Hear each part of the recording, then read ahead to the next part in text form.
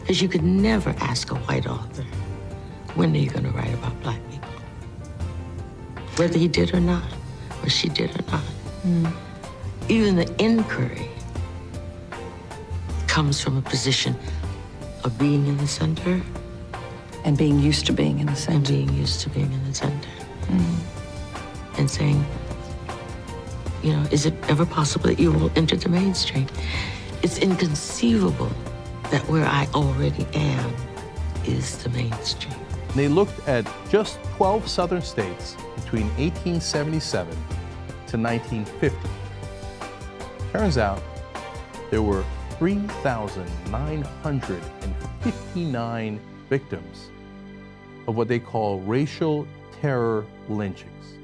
My name is Mrs. Fannie Lou Hamer.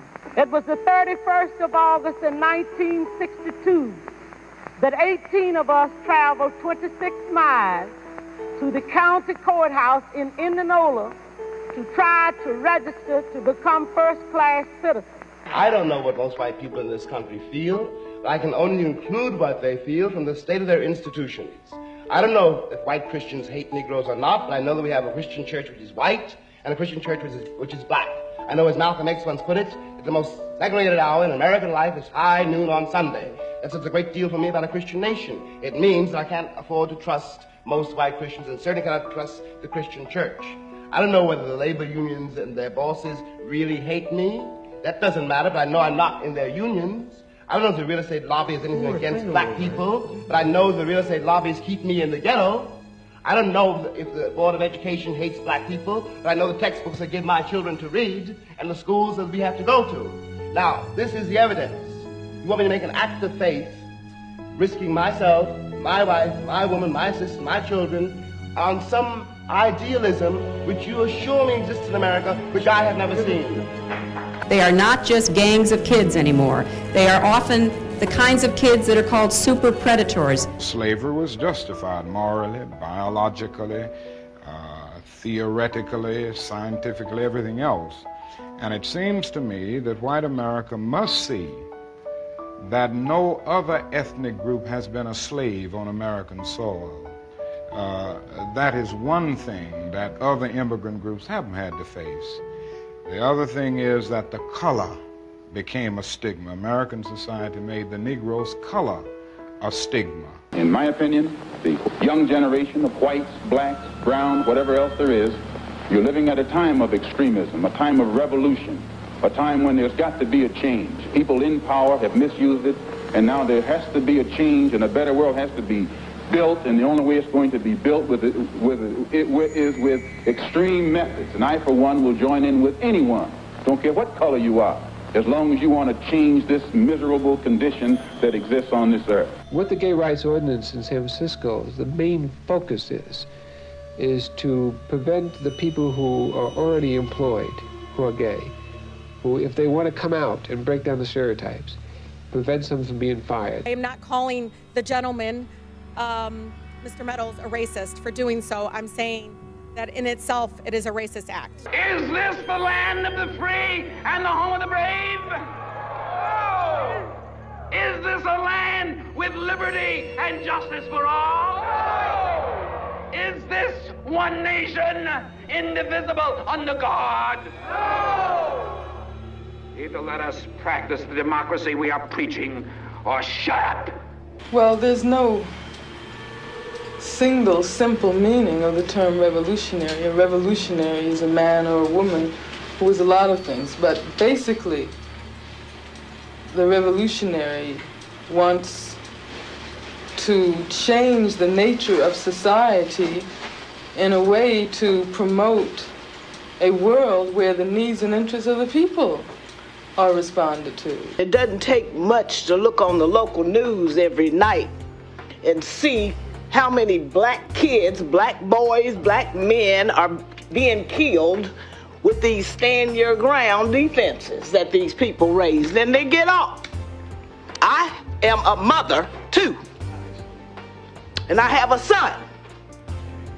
And I care as much for my son as y'all care for y'all's. But my son doesn't walk the same path as yours does. FBI Director J. Edgar Hoover today asserted that the Black Panthers represent the greatest internal threat to the nation. Every incident that have been tipped off in this country in the last 2 years up north have been tipped off by uniformed police. Now, I'm not saying the police is right or wrong. I'm saying when you have these incidents that's tipped off with this one symbol, then we should look into it and see what it is. When 22 million people, be they black or white, start hollering police brutality, then it's time to start listening to 22 million people and going in. A lot of people say, well, it's not police brutality. Police brutality is not when a cop necessarily knocks me upside the head. It's when a cop calls me nigger when he's making the arrest. It's when he handles me wrongly in every process of processing the arrest. This is a form of police brutality. America's not unique in its sins as a country. We're not unique in our evils. I think where we may be singular is our refusal to acknowledge them and the legends and myths we tell about our inherent, goodness to hide and cover and conceal so that we can maintain a kind of willful ignorance that protects our innocence. I've had the privilege of growing up in a tradition that didn't believe in the myths and the legends because we had to bear the brunt of them. Republicans in February blocked Senator Bernie Sanders' bill to provide $21 billion in medical and other benefits for veterans. When our men and women come home from war, some wounded in body, some wounded in spirit, I don't want to hear people telling me it's too expensive to take care of those wounded veterans. I don't accept that. If you think it's too expensive to take care of veterans, don't send them to war. Back in 1998, a black man, James Byrd Jr., accepted a ride from 3 white men. Instead of taking him home, they drove him down a remote Jasper County road, beat him and dragged him for 3 miles behind their pickup truck. I am, I think, quite disgusted, really, to be honest, that as Muslim legislators, we are constantly being asked to waste our time speaking to issues that other people are not asked to speak to, because the assumption exists is that we somehow support and are for, right? There is an assumption. So I want to make sure that the next time someone is in an audience and is looking at me and Rashida and Abdul and Sam, that they ask us the proper questions that they will probably ask any member of Congress. I think the only thing that's really changed is the black woman. If I love you, I can't lie to you. Of course you can lie to me, and you will. If you love me and you're going off with Maddie someplace, you're lying to me. Because what the hell do I care about the truth? I care if you're there. What Billie Holiday say, hush now, don't explain. All right, I accept that. Of course you'll lie to me, because I don't even want to care. What does the truth matter? And why are you going to be truthful with me when you lie to everybody else? You lied when you smiled at that cracker down the job, right? Lie to me, smile. Treat me the same way you would treat him. I can't treat you the way I treat him. You must. Because I've caught the frowns and the anger. He's happy with you. Of course he doesn't know you're unhappy. You grin at him all day long. You come home and I catch hell. Because I love you, I get least of you. I get the very minimum. And I'm saying, fake it with me. Is that too much of the black woman to ask of the black man? For 10 years, so that we can get a child on his feet that says, yeah, father smiled at mother. He talked to me about school today. How many bales of cotton have you picked? How many beatings have you taken? He couldn't say nothing. Earlier today, we heard the beginning of the preamble to the Constitution of the United States. We the people. It's a very eloquent beginning. But when that document was completed on the 17th of September in 1787, I was not included in that we the people. I felt somehow for many years that George Washington and Alexander Hamilton just left me out by mistake. But through the process of amendment, interpretation, and court decision, I have finally been included in we the people. A boy last week, he was 16 in San Francisco, told me on television. Thank God we got him to talk. Maybe somebody will start to listen. He said, I got no country, I've got no flag. Now he's only 16 years old. And I couldn't say you do. I don't have any evidence to prove that he does. They were tearing down his house.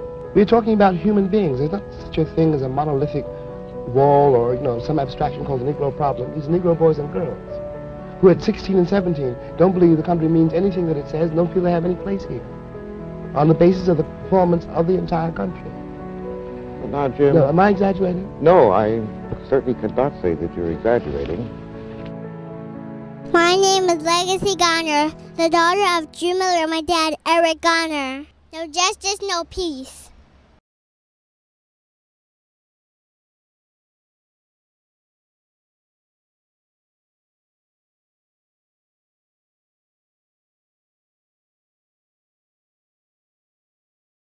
You don't think you will ever change and write books that incorporate white lives into them substantially?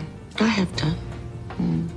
In a substantial way. You can't understand how powerfully racist that question is, can you? Because you could never ask a white author, when are you going to write about black people?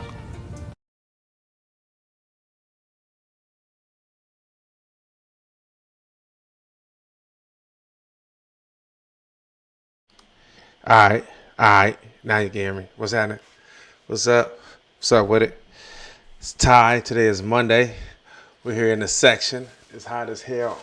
Oh man, it's hot. It rained here in New York, but it's been hot. I couldn't even sleep last night. My cat threw up this morning. Twin threw up this morning. He was sick. I was like, my main thing is trying to keep him from getting it because, I got to go back and forth to the store. So every time before I do anything, as soon as I walk in, I make sure I wash my hands and really just make sure I wash my hands to make sure that I don't touch him before. Make sure that I'm clean before I touch him because he won't be able to fight. And I kind of feel like when I first got him, he may have got a whiff of it because he got sick like the day after. The first day after we got him, he got sick. Hold on. Come here. Let him see your face. There he is. So say what's up. Say what's up. Say brr, brr. That's how he purr or he meow. He go brr, brr, brr, brr, brr. But yeah, he got sick the first day. So he came back to health. I was kind of worried and I had to go out of town. And so my friend Isabel took care of him. She actually got him for me for my birthday.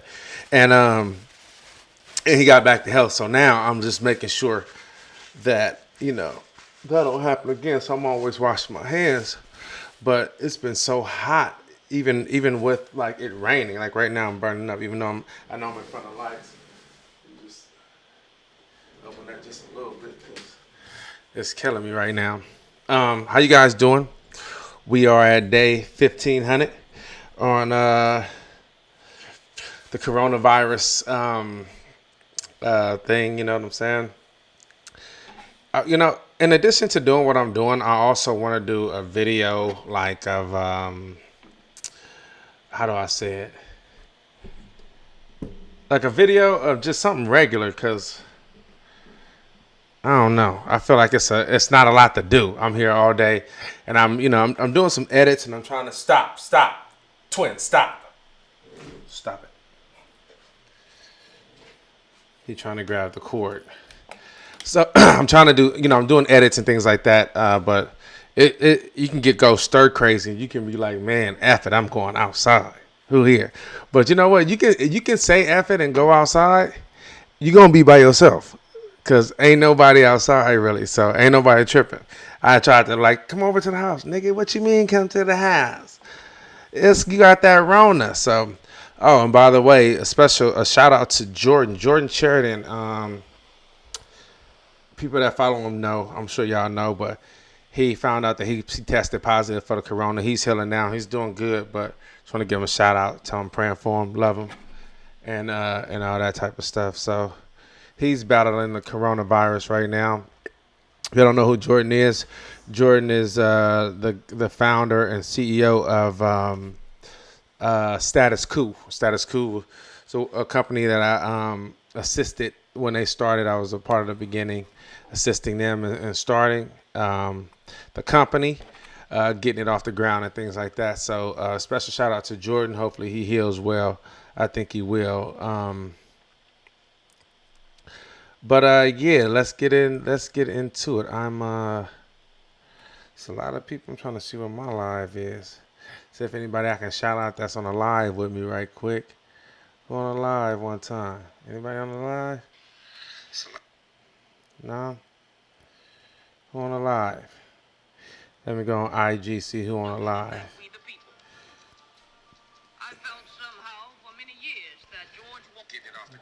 Let's see.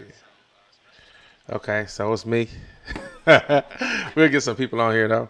But anyway, it's a couple things I want to talk about. As you guys know, if you don't know, go ahead and hit the subscribe button, follow us, like us, share the page. You know, the only way that we're going to grow is by everyone sharing, letting their friends know about us, letting their mama know about us, letting their granny know about us. I even try not to curse, you know, for the grandmas in the audience and stuff like that. So, you know, yeah, go ahead and hit that subscribe button. And hopefully, and as we grow, we'll begin to do more crowd. I think I'm gonna have to start being more diligent about my crowd interaction and what I'm doing to interact with the crowd. And I mean the audience. I'm talking about like referring to the people that watch, that are watching live. Is what I'm gonna do is start to consolidate the comments, because I'm going live on multiple channels right now: Twitch, YouTube, Twitter, Periscope, Facebook, and IG. And I got a makeshift little rig for IG so that people on IG can see me. IG only do an hour, then afterwards you have to restart it. But that being said, let's get into it. Shout out to my auntie. Hopefully she watching right now. She got all the critiques, you know what I'm saying? Why are you talking? Why you talking about the cat? Why are you talking about, you know, all that stuff? She wanted this to be CNN. It ain't CNN. But we're gonna still get it together. Shout out to everybody on YouTube. But as we know today, I don't know if you guys know, Joe Biden has endorsed, Bernie Sanders has endorsed Joe Biden. I got a text message from a friend today. She asked me how I felt that one. She hit me on IG. She was like, "How do you feel about that?" And I mean, my hold on. I want to see something. Maybe we can. Mic check. I'm just turning it down a little bit, just so I won't have so much feedback. How I feel about it? Hey, I'm gonna text you exactly what I wrote to her, so you can see how I feel about it, because it is what it is. Got a text message from a friend today. She asked me how I. All right, just making sure that all the sound is right. Am I surprised that Bernie Sanders endorsed Joe Biden? No, he said it the entire time. He said, "I'm going to endorse Joe Biden. I feel that Trump is the worst thing that could happen to this country. He's an existential threat." So we went in there knowing that had nothing to do with nothing, though. No one went in thinking that he was going to lose, right? We all went in thinking that he was going to win. So, you know, we all knew that. So I'm not surprised. I think projected winner Wisconsin. Oh man, this is what MSNBC just. I don't know if you guys can see it. They just tweeted. It says, I know it's a little too bright. Bernie Sanders has won Wisconsin. You know, they had the primaries there last week, where Joe Biden he wanted people to still vote even though the coronavirus was going on. So, you know, how do I feel about, let me get I feel like, you know, hold on one second.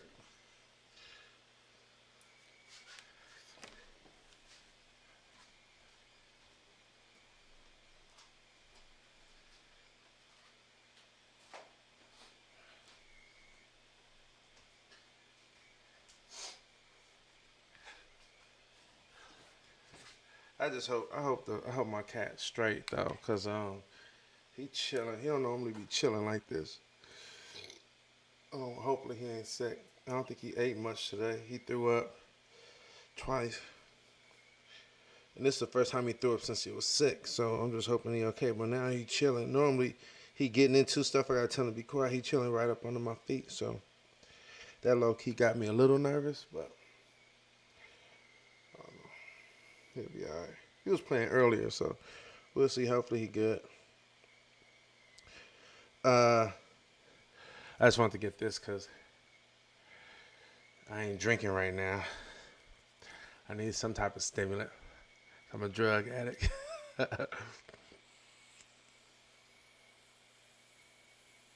People that don't know me, I'm joking. This is tobacco, nicotine.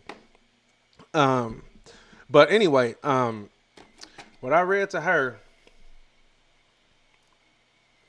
this is what I read to her on IG. She hit me up on IG. Friend of mine from LA. She actually used to live right across the street from me before I left. She hit me up and she said, damn, I didn't even hear a response. I'm just reading. She said, how do you feel about Bernie bagging Biden? I said, he has always said that he would, so I'm not surprised. I don't like it at all, but I'm not surprised. People that are for Bernie, like Bernie supporters, I don't feel will vote for Biden. We may have another 4 years of Trump. We may have another 4 years of Trump. I hope we do not have another 4 years of Trump. But I hope we don't. Okay, I hope we don't, meaning having another 4 years of Trump. But the DNC said that Biden was the most electable candidate, so they need to get him elected. That burden doesn't fall on Bernie supporters or progressives. It falls under the DNC, the Democratic National Committee. They must lay in the bed that they made. What do you think? And what does she think? I think Biden, in their opinion, is the most sellable candidate, even though both are white-haired white men. Biden, as a package, is deemed more presentable, I guess. I personally like Biden. I personally don't like Biden. I'm sorry. I don't want to get that mixed up. If y'all don't know, I'm dyslexic, so I read slow. I always get embarrassed when I read because I read like slow because my words be twisted up. So I personally don't like Biden, and I'm actually a registered libertarian. Okay. Got to talk about that. But have always been a Bernie's fan. I agree that the DNC is doing their best efforts now to lay in the bed they made, but first they gotta outfit it with plush sheets and pretty bedding. I can see another horrible, painful 4 years of Trump, but dear God, I hope not. In the last 2 out of 4 presidential elections, I have voted Libertarian, but this time I won't, mostly because I sadly think I'll just be a vote for Red. Sorry, I got kind of long-winded there. No. I think that's good. And you know what? I tell everyone that, and mind you, for me personally, in my head, I'll go back and forth. But I have every time I come back to like what I stand for and what matters to me. And even in saying that, because I'm a very empathetic person, and I look at what another presidency of Trump may mean to like a dreamer, or may mean to an immigrant. You know, this is a burden I don't have to bear. And what I mean by that, like, this is something that I don't have to actively think about because I'm neither. And when I think about that, it gives me pause, because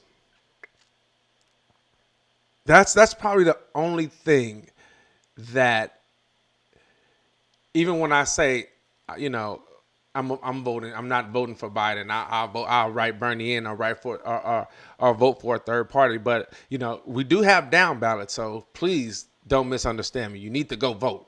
There's down ballot votes that matter. We have Congress. We have local elections. We have state elections. Those things matter. If we want the right president in, we have to get the right people that's surrounding him in, because if not, the president will just be a president that won't get shit passed because he won't have the right people to pass the legislation that's needed. You don't want to have 8 years of executive orders that can leave at any time. So that's the thing that gives me pause when I think about it. Anytime I think about it, it's you know, because I have friends that's Latino. I have friends that are immigrants as well, that have papers and don't have papers. One of my best friends, Robert, I remember he got his stuff together now, but he hadn't when we went to Puerto Rico, and they like kept him for like an hour at the airport, and it just scared the hell out of me. And so, and I stayed there and waited because I was like, I was about to call everybody I knew too, because I had never. The last time I experienced that was when Trump did the ban, the Middle Eastern ban, where he didn't allow certain people to come from countries, and I had to protest that. So that was the only time I experienced that. But I guess because something wasn't updated, he said it happens to him a lot. So for him, it wasn't an issue, but I had never seen it, and so I didn't have that information prior, so it bothered me. But outside of that, though, you know, understanding like my privilege in that regard, understanding that, you know, I'm not Hispanic, I'm not a DACA represented recipient. Thinking about how they feel, because I don't think it's. I wouldn't think, maybe for some people, whether you DACA recipient or you're an immigrant, are as hard as I am, and be like, you know what? I'd rather take that risk than to have a neoliberal in the office that continues to lie and we don't move forward.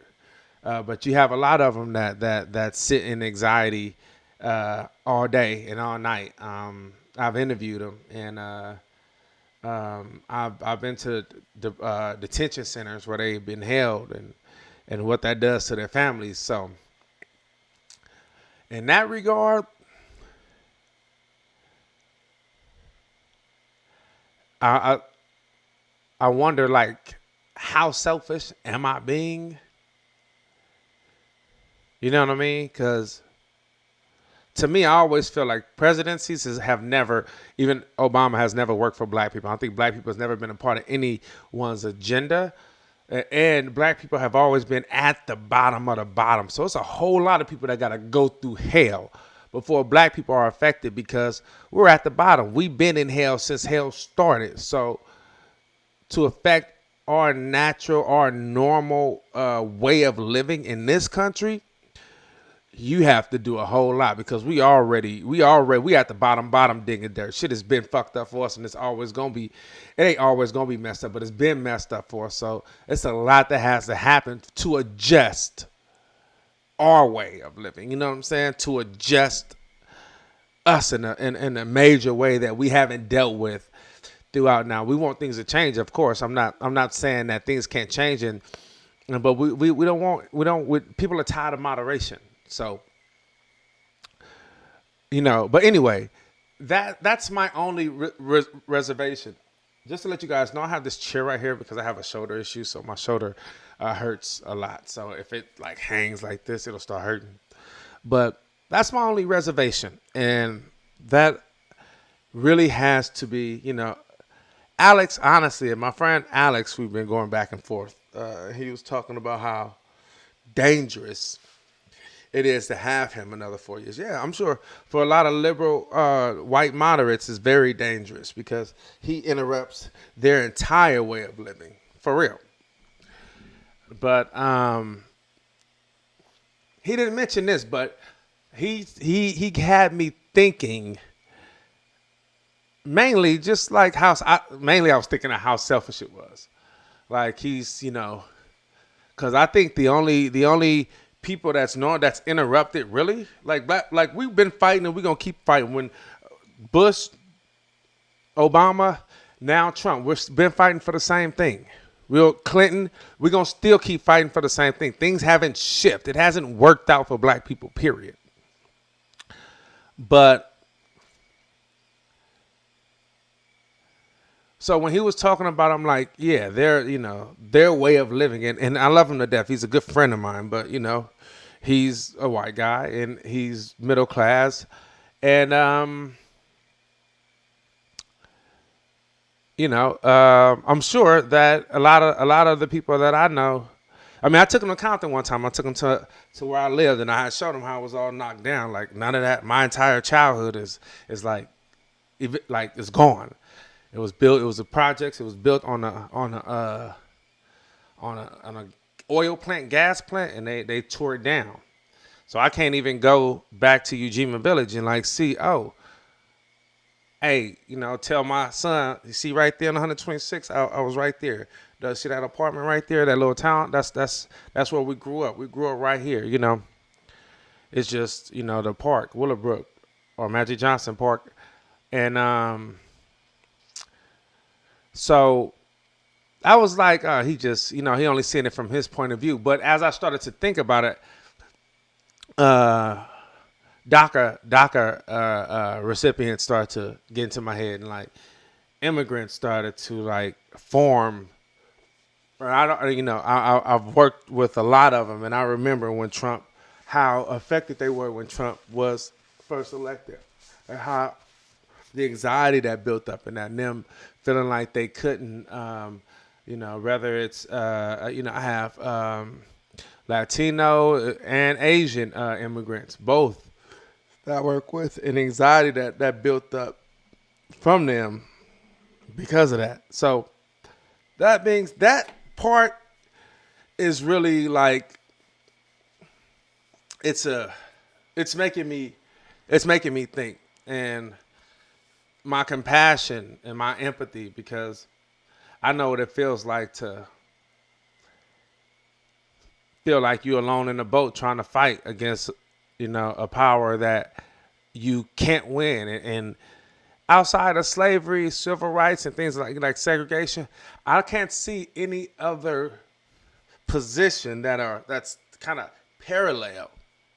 We're talking about removing you from a place that that you've only known, to some foreign place. Because it doesn't matter if you from Mexico or some part of Asia. If you ain't never been there, you ain't from there, you from here. And if somebody just throw you back there, like, what, I'm all of a sudden in this country that I have my entire family's there, I can never go back. That's a scary reality and a scary possibility that a lot of people that I love have to face. And that matters to me. So, that makes me just think about it. Doesn't mean I'm not going to. My rhetoric and what I'm talking about is real, and I really feel it. But I'm just talking about my personal stance. I still, I feel, and this is just where I am right now. I'm not saying that I'm voting for. I still don't want to vote for him. I'm still struggling with that. But what I am saying, though, is that I'm starting to see in one section a bigger picture, because I don't think he sets any threat for anyone. And I'm talking about a new threat. Like I said, black people have been dealing with the same stuff they're going to be dealing with until we get someone like Bernie in who cares. Not some black representative for the white elite or this Americas that really don't care. Because you go to Chicago, we was in Chicago right now, and they said the majority of their representatives are black. And all they are is puppets for these white agendas that go on. They don't do anything for the communities, nothing. Mind you, this is not the new mayor. This is a couple years ago before she was in office. I don't know what's going on now. But I tell you, 2 years ago, when we were out there, another kid had got shot by a police officer when I was with Status Quo. This is what we heard. And it's true, Just because they look like you don't mean they for you. They get a little power, and they, like what the guy that I showed y'all the other day talked about, like proximity to power ain't power, period. You got black people that's in office that's close to power, that feel comfortable. So they don't want to shake the boat. They don't want to move the boat because they're right close to the power. They're sitting right here, so it's all good. So Jim Clyburn can say vote because his kids is doing well. His kids is making it. So he could say because Joe knows us. Not Joe has a plan. Not this is his platform, and these are some policies that will help us. Joe knows us.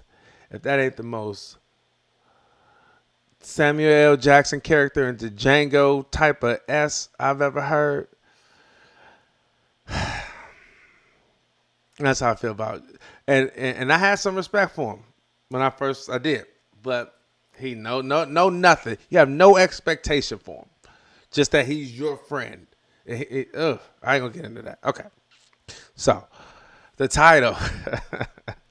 Hey, y'all, remember, go ahead and like, hit the like button, share this page, subscribe, like, hit the notification bell, share it. Let your mama know, let your friends know, let your granny know.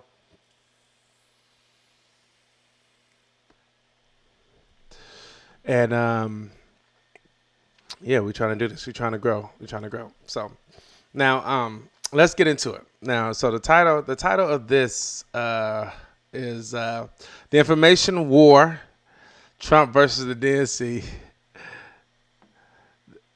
I should have put the distrust. I should have put and the distrust of media and the Democratic role in it. The distrust of media and the Democratic role in it. This and I feel like this is where Democrats are going to fail. Is because Democrats fail to recognize that it's not only Republicans or Trump supporters that distrust the media. The majority of everybody outside of people that are MSNBC loyalists, CNN loyalists, and Fox loyalists. Everyone else, why do you think places like Alex Jones and the Young Turks, and I'm not saying Alex Jones as if he's a credible third party for news, but what I am saying is the reason that a person like that can thrive, you know what I'm saying? The reason that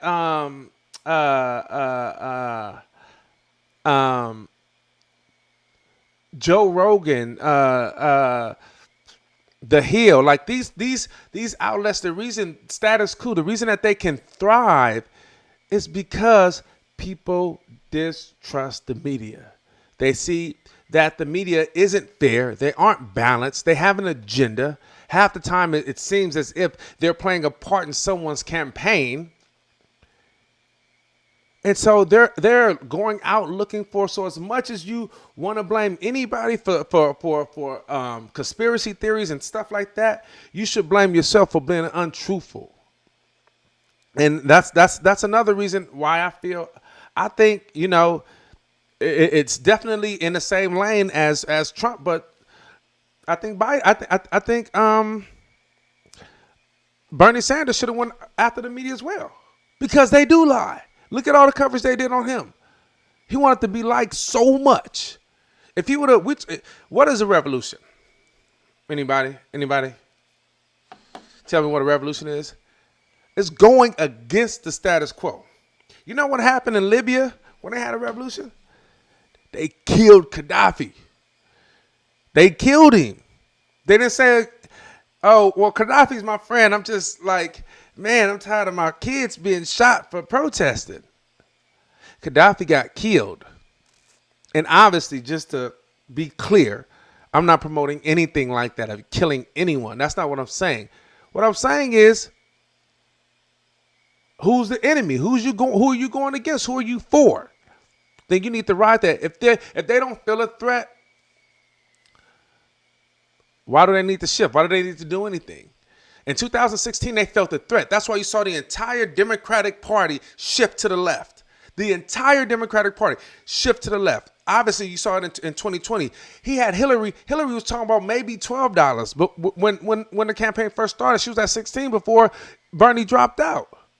She was talking about, all of a sudden in 2020, you got talking about Medicare for all. You pushed her all the way to the left. And then, which in turn pushed the entire Democratic Party to the left. Like I said, initially, when the campaigns first started coming out with their candidacy and started running, everyone was for Medicare for all. Obviously, it wasn't in their heart and they didn't mean it, so they started to shift as things went on.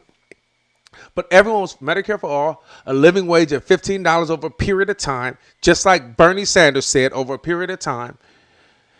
And if y'all don't believe that, I can show you a video right now, over a period of time, period.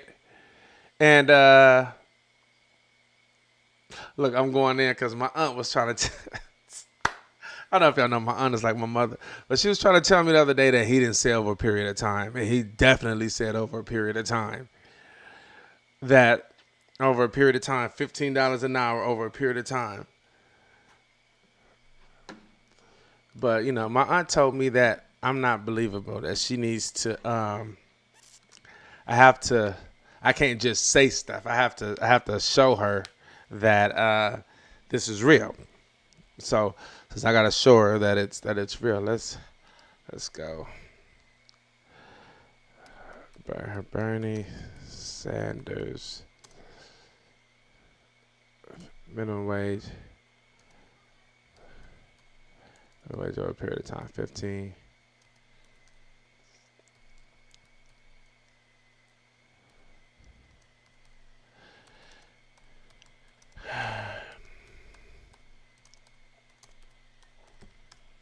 I wanted to see if she happens to be watching.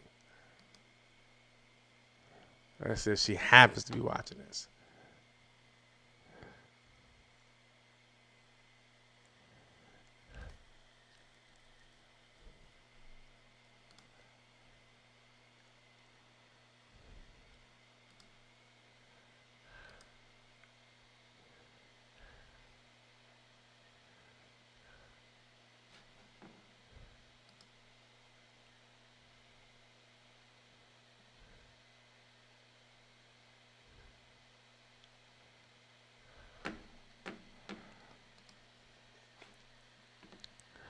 Hold on. I'm gonna try to get. I need to get it earlier. See, because you don't want to have it. You know, recently.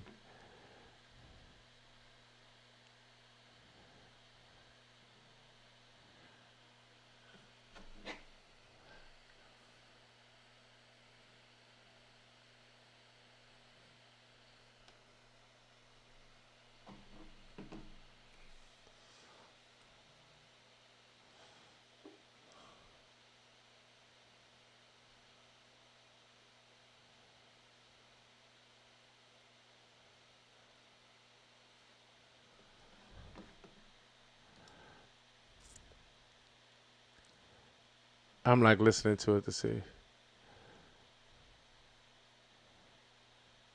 Yeah.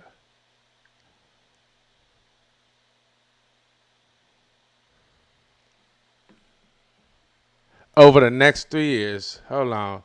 This is good enough. I saw a video the other day that was more, he said, over a period of time. But this one, he says, over the next 2 years, just in case my auntie is watching, because she says I'm not credible. So, let's see.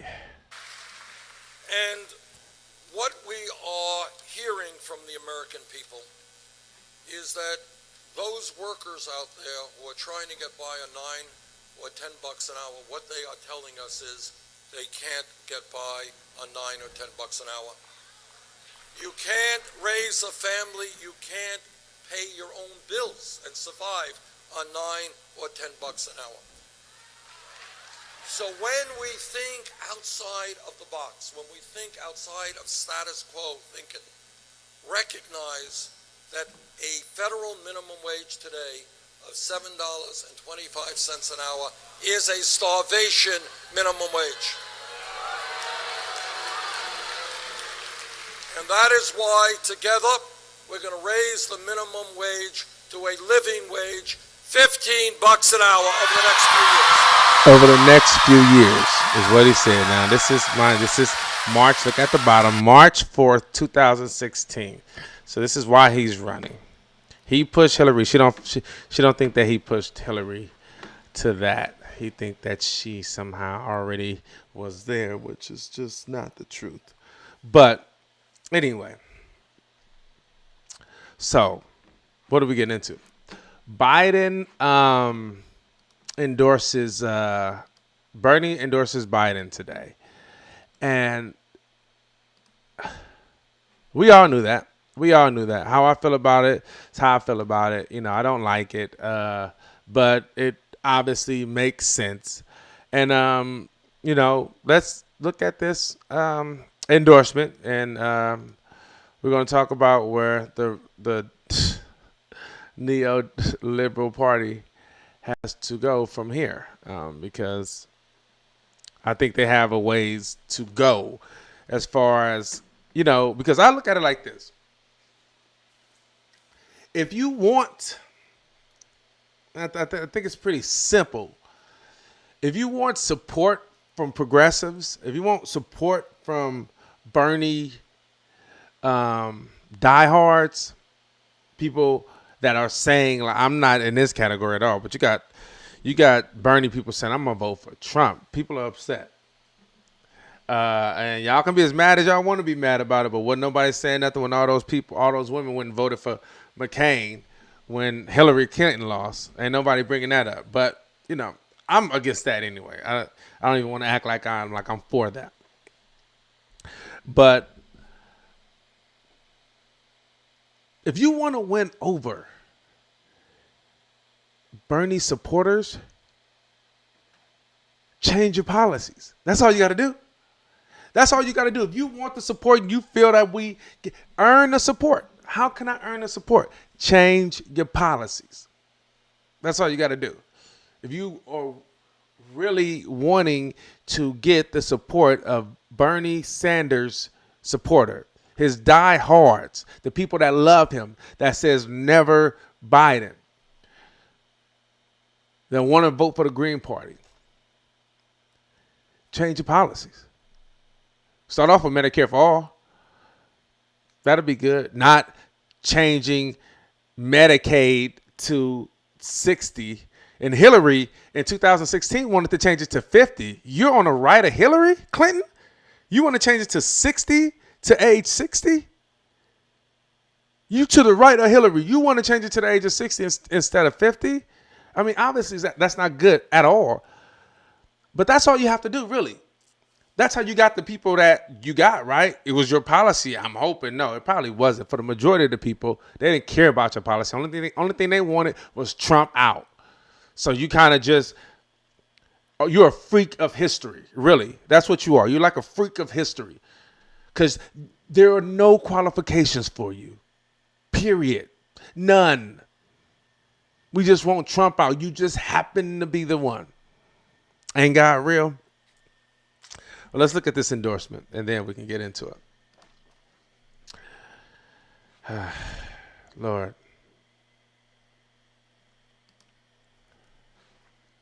Democratic presidential nominee Joe Biden is discussing the economic implications of COVID-19. Let's listen in. We can't just think about building back to the way things were before. We need to build better for the future. Many of the biggest cracks in our social safety net have been laid bare by this crisis. From health care to paid sick leave to the shortcomings of our unemployment. Let's just say he's sounding a little different right now, which, you know what? I don't, if he was somebody else, if it was a different time, I'd be like, that's what I want to hear. But I ain't trying to, your words don't matter to me. If you want to get my confidence, hire some of the people that was a part of Bernie's administration. You need progressives in it. Anyway, let's finish. Employment system. And we need to build a 21st century safety net that takes care of all of our citizens in times of crisis. And I mean all of our citizens. Yes, in all times, not just in crisis. You know, we're going to need to address rebuilding our nation's infrastructure. We're going to need to shore up our democracy. We all have to know the clock is ticking. We don't have a moment to waste in combating the climate crisis. It's existential threat to us. In short, we need to build a fair, more inclusive, more resilient America. And with that in mind, I'd like to welcome to this conversation a leader who shares those values and has been an outspoken advocate for that vision for a long time. My friend, Senator Bernie Sanders. Bernie, welcome. Joe, thank you very much for your remarks, and thank you for welcoming me to your live stream here. As you've indicated, we are living in an unbelievably unprecedented moment. You and I were chatting a few months ago. Not in a million years would we have believed that we would be talking to each other in our respective homes, that we could not, do rallies, that we could not get out of the house. We would not have believed that we'd be looking not only at a pandemic, which, as you indicated, has taken over 20,000 lives in our country, 500,000 people infected, but has cost us 16 million jobs. And that's probably a conservative number. The real number is probably higher than that. So we are in a terrible moment, an unprecedented moment. And I know we share the understanding that we've got to go forward right now and out of this in an unprecedented way to address the terrible pain that so many of our fellow Americans are feeling. So today I am asking all Americans, I'm asking every Democrat, I'm asking every independent, I'm asking a lot of Republicans to come together in this campaign to support your candidacy, which I endorse. Oh, you see that that response as if they didn't talk about this before? See, this little stuff like this, maybe I'm being petty, maybe I'm being whatever, but like little stuff like this, like he didn't know that was coming. And just acting. I know we share the understanding that we've got to go forward right now and out of this in an unprecedented way to address the terrible pain that so many of our fellow Americans are feeling. So today I am asking all Americans, I'm asking every Democrat, I'm asking every independent, I'm asking a lot of Republicans to come together in this campaign to support your candidacy, which I endorse. Lord help me. To make certain that we defeat somebody who I believe, and I'm speaking just for myself now, is the most dangerous president in the modern history of this country.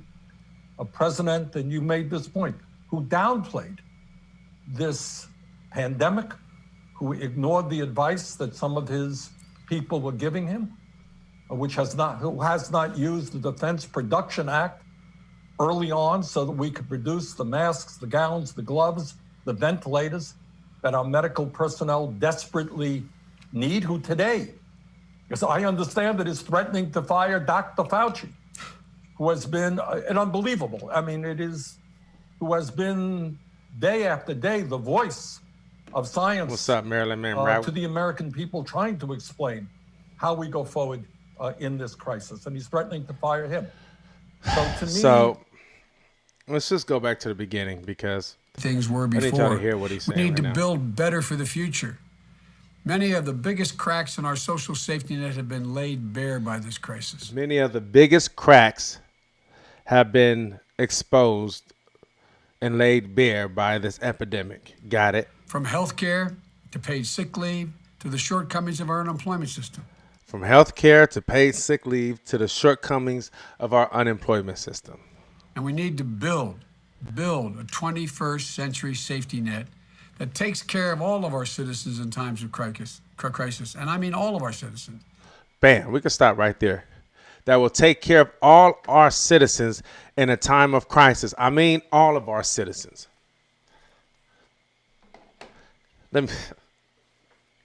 Like I said before, if it wasn't Joe Biden, he would have my vote. But Joe has a history. But outside of that, let's talk about that, because I think that's one of the things that I've been thinking about, I've been dealing with, and it's really been heavy on my mind is the security of all citizens. Like right now, we have this epidemic and we're all going through it. So in this moment, we're all, what's up, JY, Jaspy Free? What's up, whoever that is on IG? Let's think about that right there.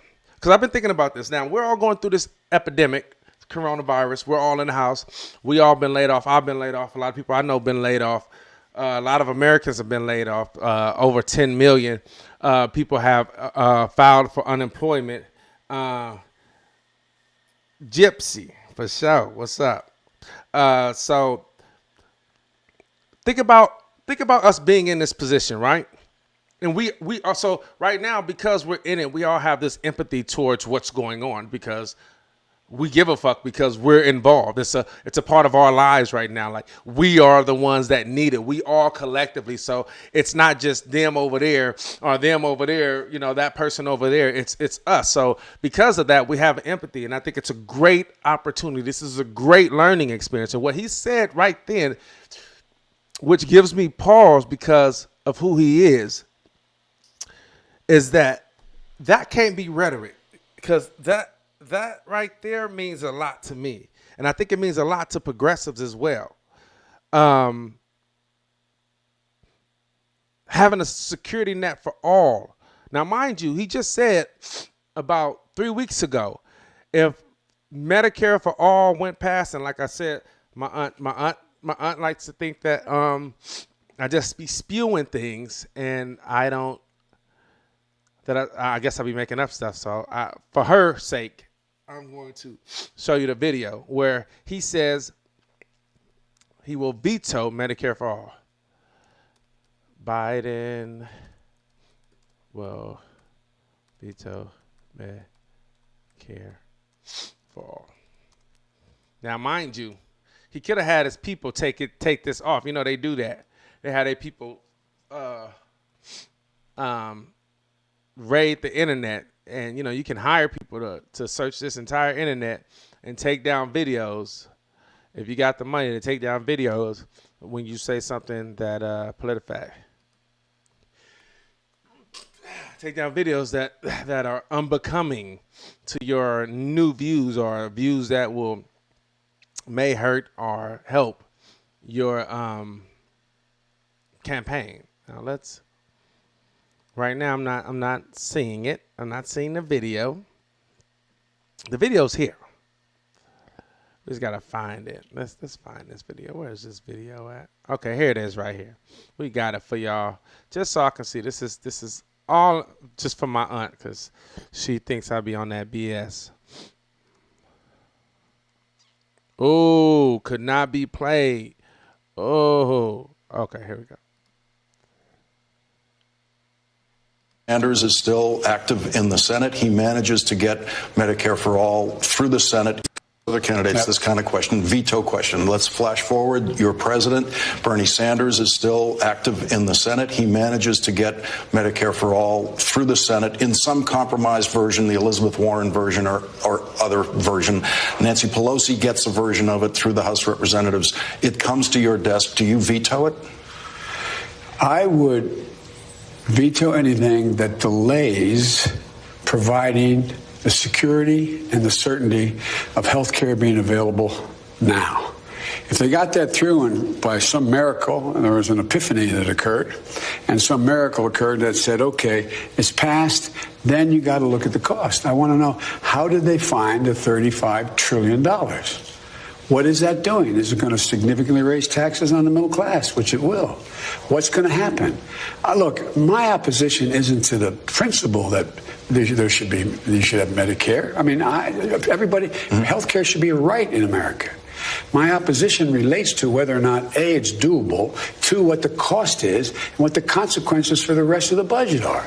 How are you going to find $35 trillion over the next 10 years without having profound impacts on everything from taxes for middle class and working class people, as well as the impact on the rest of the budget? What is going to happen to rally? President Bernie Sanders is still active in the Senate. He manages to get Medicare for All through the Senate in some compromised version, the Elizabeth Warren version or other version. Nancy Pelosi gets a version of it through the House of Representatives. It comes to your desk. Do you veto it? I would veto anything that delays providing the security and the certainty of health care being available now. Republican If talking they got point. that. So that's all really that matters. Everything else is Republican talking points. Now, this is March 9th, right? This has been a little over a month ago. We're in the dead. If you saw the bottom of the screen, it said Medicare for All and the coronavirus. So we're in the coronavirus at this time, and this is what Joe Biden feels about Medicare for All. Now, to be fair, that sounds different than this. Bear by this crisis. From health care to paid sick leave to the shortcomings of our unemployment. Let's think about building back to the way things were before. We need to build better for the future. Many of the biggest cracks in our social safety net have been laid bare by this crisis. From health care to paid sick leave to the shortcomings of our unemployment system. And we need to build a 21st century safety net that takes care of all of our citizens in times of crisis. And I mean all of our citizens. Yes, in all times, not just in crisis. You know, we're going to need to address. And okay, now we can agree that those are two conflicting things, mind you. March 9th, and this is what gives me pause, because March 9th, we're in the coronavirus. We're in it. We're going through it. Cuomo is on the TV every morning in New York. We're going through it. And he says, I will veto it. Now, it's changed. Now, granted, everyone changes. You know, things happen. You know, people grow. So a lot of times it's circumstances that provoke you to change. We get it. You start to see what the bigger picture is. But I haven't known Biden to look at the big picture. I've known Biden to say things that will benefit his political career, his political aspirations, ambitions. That's what I've known. So my cynicism is built on his ability to lie about almost everything. And just to give you a view of it, because I don't want you to think I'm just saying this and this is coming from somewhere. So I just want you to see this little video right here and let me know. We'll get into it. There's nothing that you can say in reference to Biden that he's done to address any black issues, period, in his history, period. Bobby Rush, member of Congress, said the other day, I'm ashamed that I voted for the 94 crime bill. You ashamed of that bill? Not at all. And in fact, I drafted the bill. Ooh. You said you were arrested when you were with Mandela. I don't think so. Joe Biden has recently been telling voters that he was once arrested trying to see Nelson Mandela. Nelson Mandela walked out of prison and entered into discussions about apartheid. I had the great honor of meeting him. I had the great honor of being arrested with our UN ambassador on the streets of Soweto trying to get to see him on Robbins Island. I came back from South Africa trying to see Nelson Mandela and getting arrested. You say that you were trained to be a protester and suffered. We don't think so. Like many of you, I participated in sit-ins to desegregate the restaurants and movie houses. When I was a teenager in Delaware, for real, I got involved in the civil rights movement. And the New York Times reports, quote, more than once, advisors had gently reminded Mr. Biden of the problem with this formulation. He had not actually marched during the civil rights movement. When I marched in the civil rights movement, I marched with tens of thousands of others to change attitudes. But he never actually marched in the civil rights movement at all. Will pay any price, bear any burden, accept any challenge, and meet any hardship to secure the blessings of prosperity. We shall pay any price, bear any burden, meet any hardship, support any friend, oppose any foe to assure the survival and the success of liberty. I did not know that was a Robert Kennedy quote. The thing about Joe Biden, though, when he gaffes, because we all know he does, you never believe he's lying. Goddamn pickaninny. So that's why I have pause.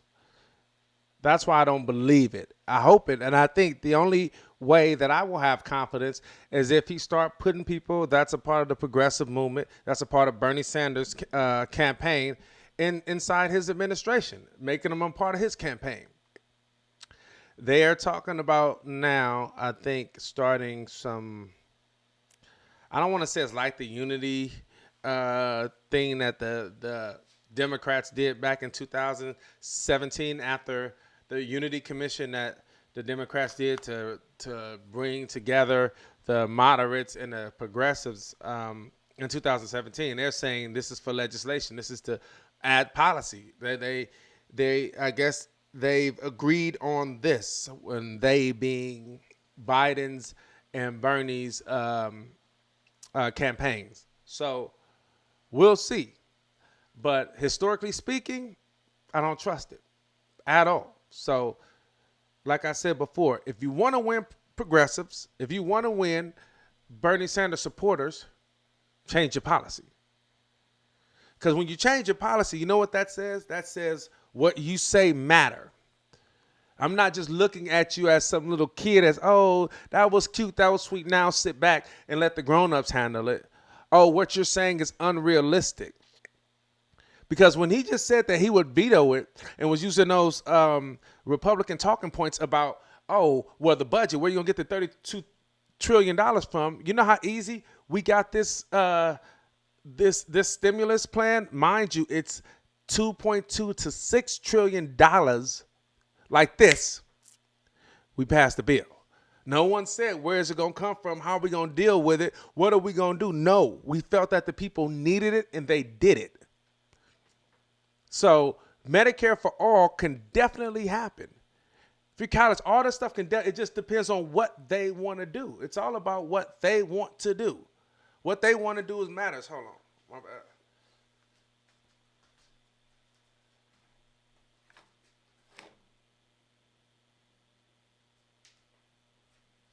What they want to do matters. That's what matters. What matters is what they want to do. You know what I'm saying? And that is dictated by their donors. That's why you need to get money out of politics. Because the more people that donate these big amounts of money, these corporations that donate these big amount of money to these campaigns, guess what? You don't think they're going to have a say? You don't think they're going to be like, no, we ain't doing that part. Period. I guarantee if they're a Medicare for all lobbyists and they have money, everyone will be for Medicare for all, period. If y'all don't remember, when the campaign first started, they was having those town halls on CNN, and Kamala Harris said directly, if having Medicare for all means counseling private insurance, let's counsel it. We've had that for a while anyway. Let's go this way. She said it. Next day, she got checked by her people and then wrote an op-ed saying, oh, well, this is what I meant. Because they wasn't going for it. And it wasn't in her heart, obviously. So she can easily, change her mind because it's not who she is. She stands for nothing. When you stand for nothing, you fall for anything. You know what I'm saying? We don't have no ground. When you're not 10 toes and riding for what you believe in, you have no standing, and you'll waver anyway that's politically beneficial to you. It's never about the people for you. It's never about your constituents. It's about what you feel is good for your constituents, which is dictated by what's good for you. So easy way to settle that. If you want progressive support progressive policies. That's how you do it. That's simple. You don't need to argue that. You don't need to talk back on that. You don't need to go back and forth with nobody. Change your policies, period. That's how you can get Bernie Sanders. And Biden has an issue, y'all. Biden has a huge issue with young voters. And if you think, mind you, they talked about that young voter coalition and they didn't come out. And that's true. They didn't come out really for Bernie like they should have. But don't get it twisted as if he doesn't need to energize them. And he doesn't need to have their support. Twin. Stop it, twin.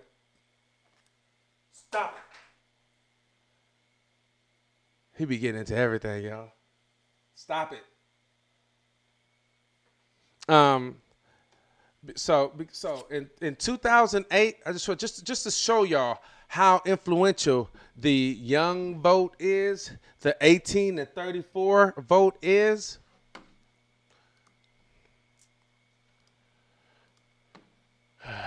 Just give y'all some history.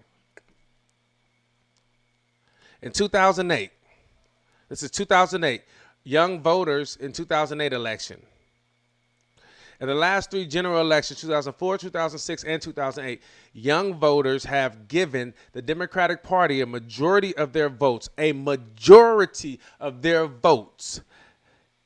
And for all three cycles, they have been the party's most supportive age group.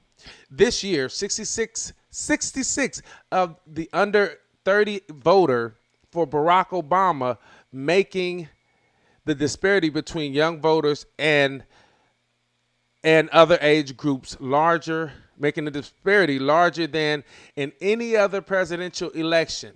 So let's look at it. I'm going to blow this up a little bit so y'all can see it, if y'all can't see it. Look at this. 2008, 66%. That's a little over two-thirds. We could just say that's two-thirds. That is two-thirds. Two-thirds of the young vote Barack got,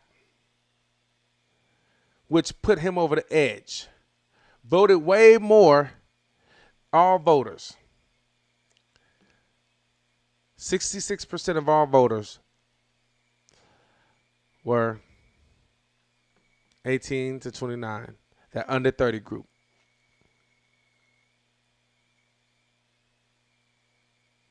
Think about that. In 2008, Obama had 66% of the vote. He won. How the millennial vote elections work. This is in 2016. Hillary had 50%. You guys can see. While many expected the low favorable ratings of the two candidates and the divisiveness of this election year to keep young voters home, 2016 saw similar rates of young adults turnout as 2012. On election day, Hillary Clinton won the youth vote 55%, while Trump only garnered the support of 37% of millennial electorate. Comparatively, in 2012, young adults voted for Barack Obama over Mitt Romney by 60% to 37%. So 2016, Hillary has 55% of the young vote, and she lost.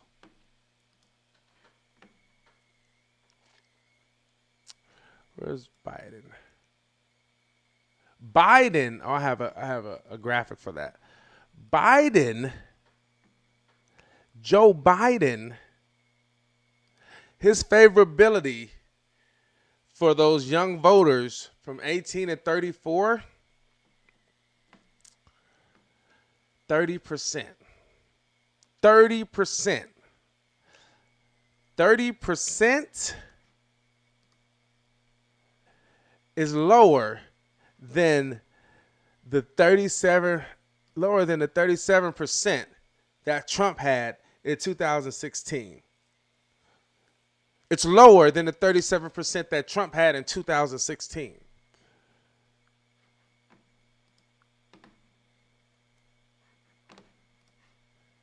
Biden has a problem. Biden has a serious problem. And if he don't take into consideration what I'm saying, what maybe Bernie Sanders' campaign is saying, what progressives are saying, you need to change your policies. We will definitely. Now, think about this. Hillary Clinton had 55% of the young vote turnout. And she lost. Taking that into consideration, the same amount of voters came out in 2012 that came out in 2016. So she had that same amount. That's what they just said. She had 55% and they lost. And she lost. So that 18 to 29-year-old vote matters. Now, you can sit and act like it don't and just tell us to shut up and be quiet. But as you can see, as you saw the other day when Bernie dropped out, how everything Dems exit, all that was trending on Twitter because they're not just going to fold. A lot of them you're not going to be able to get. It's just going to be a lot of them you're not going to be able to get. I would have, like I mentioned earlier, I'm kind of on the fence now. I wasn't on the fence before, but I'm kind of on the fence now thinking about friends of mine that are DACA recipients and friends of mine that are immigrants that don't have papers and that sit with that anxiety. That affects me, and it's a real thing. So, in my vote, I'm in New York. I'll be voting the absentee vote for Los Angeles, for California, so my vote don't matter, but it matters in principle because I wouldn't vote like a protest vote, so to speak, like, oh, because it doesn't matter, I'm gonna vote this way. But if I was somewhere where it did matter, I'm gonna vote that way. Nah, I'm going one way. If I'm not voting, if I was in a swing state like Wisconsin, I would do what I'm gonna do. Period. Because if you don't feel like my vote is good enough to win, then I should just give you my vote. Then I'm going to feel like I'm going to just give my vote to whoever I want to give my vote to. You know what I'm saying? If you feel like it doesn't need to be earned, and y'all remember, as we going forward, go ahead and hit the subscribe button, follow me, like the page, hit the notification bell so you can see when we're cracking. What's going on, Connor? How you feeling, player? He said, what is that? Which will make, what are you saying? Which will make us love them even more, haha. And of course, when they lose, they're gonna blame us. You know what? Hey, Connor, on everything, I wrote this on the tweet the other day. I want them to blame us. I want to be the blame. If I do something, I want you to know that because of what you did, we did this. So then that'll hopefully show them, probably not, they didn't see it in 2016, the influence that we have as progressives. No, blame me. For sure, blame me. I'm not running away from that. And I don't think any progressive should run away from the fact that they're going to blame us. You should blame us. Blame us and let us know that we matter. What we're talking about matters. Please blame us. I want to be that. I want to be the reason why you didn't get this electable candidate into office, because progressives then fall in line. Please give me that. I want that. Hopefully you will know next time. You the one said he was electable, so elect him, period. It ain't, like I said, the burden ain't on us. It's on them. They hyped him up. Get him across the finish line, player, period.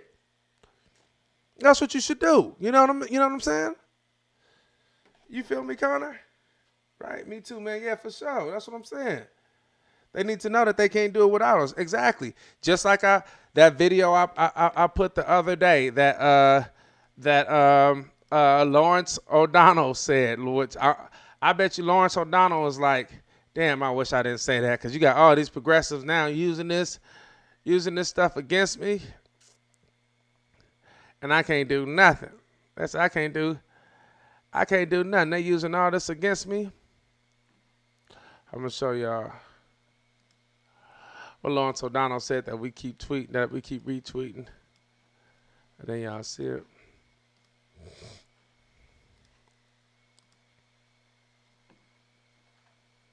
If you want to pull the party, the major party that is closest to the way you're thinking, to what you're thinking. You must show them that you're capable of not voting for them. Because the way the Democratic Party is run now for quite a number of presidential cycles is they pick a nominee in a kind of half-assed process that doesn't really represent much of anybody, and then they tell everybody to just shut up. Don't bring up anything that will complicate life for your nominee. You know he's not for you on this. Why badger him? He's not going to be for you for reasons that you don't understand but are good reasons. Shut up. Turn off your brains. If you don't show them you're capable of not voting for them, they don't have to listen to you. I promise you that. I worked within the Democratic Party. I didn't listen or have to listen to anything on the left while I was working in the Democratic Party because the left had nowhere to go. The left had nowhere to go. And, that's how they play. And, hey, to keep it 100, it's politics. They look at it as a game. That's what they're supposed to do, right? You can't be mad at them for doing what they're supposed to do. Bernie didn't do what he was supposed to do. They did what they were supposed to do. They coalesced and they went against him, and they won. And that's it. You know what I'm saying? It's a game. You're supposed to play the game. Bernie didn't play the game. They played the game. So since we know that, we need to stand our ground. You know what I'm saying? Use that Florida law. Stand your ground. Stand your ground and be like, it is what it is. Mind you, like I said before, what'd you say, Connor? I just don't know what to say to people when they're all, it's about the Supreme Court. Hey, bro, it is about the Supreme Court, and the Democrats should have thought about that when they voted for when they pushed Biden down our throats. They should have thought about that. They wasn't thinking about it. They were thinking about their own selfish needs and wants. They weren't thinking about the person that was really the most electable. That's really what I say. Don't tell me about that. Tell them. They didn't want to push them in. If it's about it. They had a long time. The most people ever in the history of this country have paid attention to primaries. Normally, we just get two candidates that we got to vote for, lesser of two evils. So many people were paying attention. Now, y'all still did what y'all did, right? What y'all was supposed to do. Y'all, that's y'all game. Y'all do that. But y'all didn't care about the Supreme Court. Y'all cared about your own comfortability and getting somebody that you knew. Because honestly, Connor, to keep it 100, Doug, I think what they're gonna do is try to at the end, maybe not, because I think that's gonna blow up. That's gonna blow up. But what I was gonna say is, they've been on Cuomo, really. They probably try to introduce Cuomo at the convention, and use those super delegates. That's what they can do. Have it contested and use those super delegates to push Cuomo in there. But that'll be a losing battle. Guarantee. You think people don't trust the media now and trust the Democratic Party now? And you do that? I doubt if they're that stupid, Connor, but they could. You know what I'm saying? But who knows? What's up? What's up, Rich? What's up, Richard? I just found out Rich is right down the street from me, man. We gotta link up. That's my boy from LA. We went to the same church. He didn't go to Africa. You didn't go to Africa with us, but this dude has an amazing story. I may have you on the show, bro, Rich, to talk about your story, man. I think it's amazing. I got a couple homeboys. One of my homeboys just got out of jail. He did 22 years. I'm gonna have him on the show too. Just trying to build it up. So like I said, go ahead and hit that subscribe button, hit the like button, so we can get some more people up here, some more people watching. But yeah, man, that's what I would say, Connor. You know what I mean?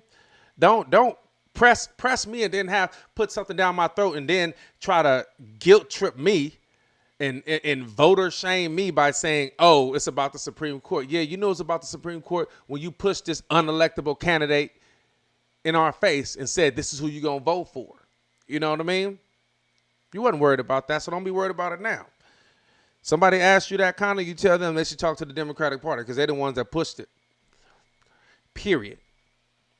And if they think that he's not going to get pressed, if they think that Trump is not going to press him on the sexual assault allegations against Tyra Reid, on all his past, I don't care what Trump has done. Trump ain't never cared about what he did. Remember when the same week that recording came out about him saying grab him by the pussy, when they had that debate, what did he do? Double down and brought 5 of Bill Clinton's accusers right before the debate out and said, this is what he did to them. This is what Hillary did to them. Trump don't care nothing. His history, who he is, Trump lives in his own world. If you ain't seen this by now, he runs to his own beat. And he's going to, no one vetted, everyone was scared to vet Biden about his history. They barely did, and then they went against it when they endorsed him. Initially, Cory Booker and Kamala Harris said, talked about, his stance on bus desegregation, on the crime bill that he wrote, and on him endorsing like these segregationist governors back in the day. They pressed him on that, but then after that, they all endorsed him. So he ain't really been vetted.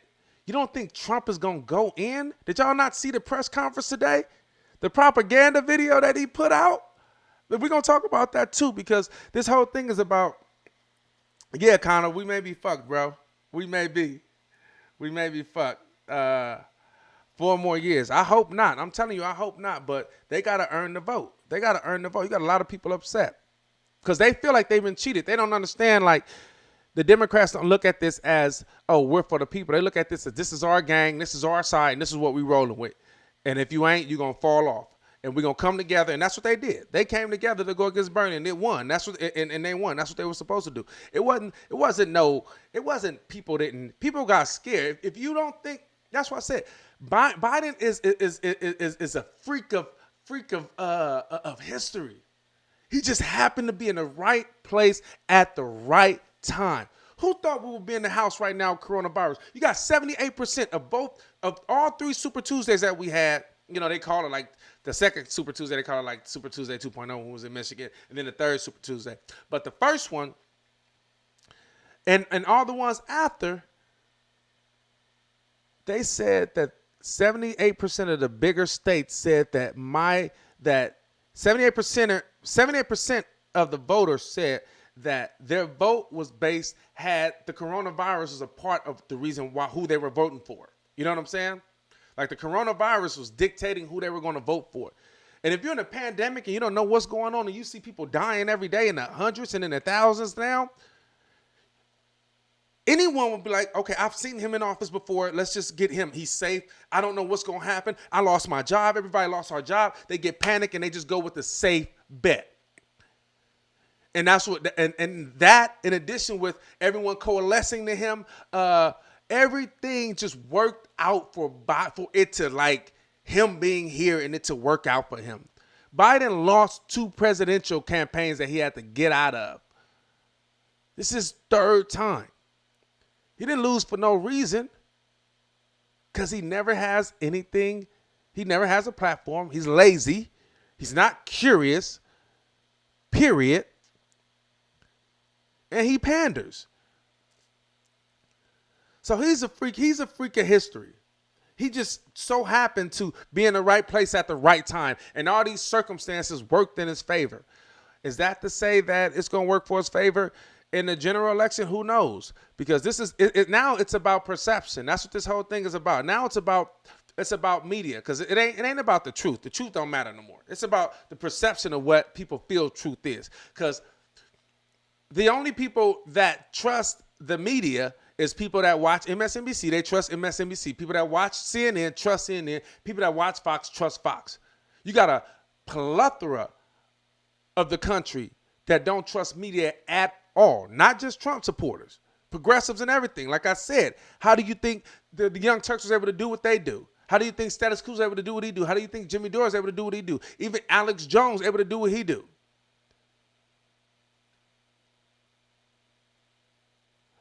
Joe Rogan. I mean, he's not politics, but he has a lot of political figures on his show. What's the Jewish guy's name? I can't think of. Shapiro. How do you think they're able to do it? The Hill. How do you think? Because there's so many people that do not trust the media. Let's talk about it. And first off, before we get into it, because we're going to talk about the trust of the media, but I want to show you how this is the battle you're going to be going against. I don't know if you guys saw Trump's address, his task force meeting today, but he came up with this really propaganda video about what he's been doing. Now, if you guys don't remember how he was downplaying the coronavirus up until this point, we're going to remind y'all a little bit, and then we're going to go into his video. I'm going to just show you one video. I think this is a better video that kind of lays out what he's been doing.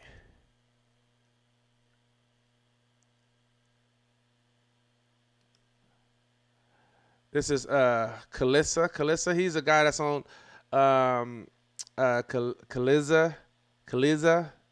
He's a reporter. He's always on CNN, but I like these little videos that he do. So this is talking about, this is Trump, and I'm gonna show you this because I want to show you this against the video that him on his bully pulpit. Mind you, you have Fox supporters, you have MSNBC supporters, you have CNN supporters, and then everyone in between, right? That watch this faithfully, and this is who they quote unquote trust.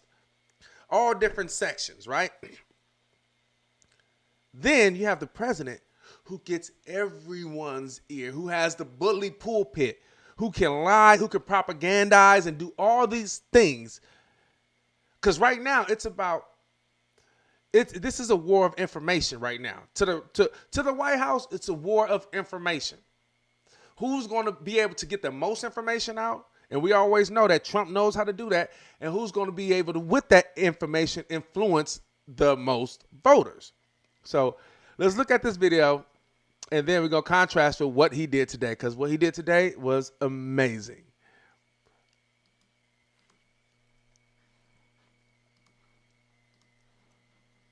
No grocery stores have powdered sugar anymore. I get toilet paper hoarding, but powdered sugar? Come on, people. Vice President Mike Pence has spent some decent chunk of the past 3+ years defending Donald Trump's indefensible statements. What the president meant and what the president was getting at are key phrases of the Pence vocabulary. See, Trump isn't really bullying and boorish. He's frank and a straight shooter or something. Now, Pence does this for a simple reason. He would like to be president, and being on Trump's good side is the only way that happens. And the only way to consistently stay on Trump's good side is to relentlessly defend him from any and all criticism. It's basically math. Which brings me to Pence's most recent defense of Trump over, yes, you guessed it, the coronavirus. So in an interview with CNN's Wolf Blitzer in late March, Pence sought to defend Trump's past statements downplaying the coronavirus, suggesting that the president was simply projecting hope and optimism, and at no time had Trump, in Pence's word, belittled the virus. Watch this. I don't believe the president has ever belittled the threat of the coronavirus. Yeah. As a favor to Mike Pence, this is a public service to all of you, I decided it might be worth taking a stroll down memory lane of all the times Donald Trump literally belittled the coronavirus and the threat it posed to America over these past few months. Step into my time machine, won't you? It's just behind that door. Trust me, it's entirely safe. Won't hurt a bit. Number one. We have it totally under control. It's one person coming in from China, and we have it under control. It's going to be just fine. That's Trump way back on January 22nd, the first time he was asked publicly about the coronavirus. It was in a sit-down with CNBC's Joe Kernan at, of all places, the World Economic Forum in Davos, Switzerland. Now, what's amazing about the interview is not just Trump downplaying the virus as a threat, but also how, when questioned by Kernan about whether China was being transparent enough about the coronavirus, Trump replied like this, quote, I do. I have a great relationship with President Xi. We just signed probably the biggest deal ever made. By late March, Trump had totally reversed course on China, insisting the country was to blame for making the virus worse in the United States due to a fundamental lack of transparency. Number 2. We pretty much shut it down coming in from China. Okay, so this one came in the start of February in an interview between Donald Trump and Fox News' Sean Hannity. Trump then and now was touting his decision to close down travel from China as effectively stopping the virus cold. A little over 2 months after this interview, coronavirus had sickened more than 337,000 Americans and killed more than 9,600. Number 3, the coronavirus is very much under control in the USA. We are in contact with everyone in all relevant countries. CDC and World Health have been working hard and very smart. Stock market starting to look very good to me. This Trump tweet came on February 24th. On that day, the Dow Jones Industrial Average closed just under 29,000. Exactly 1 month later, it closed under 21,000.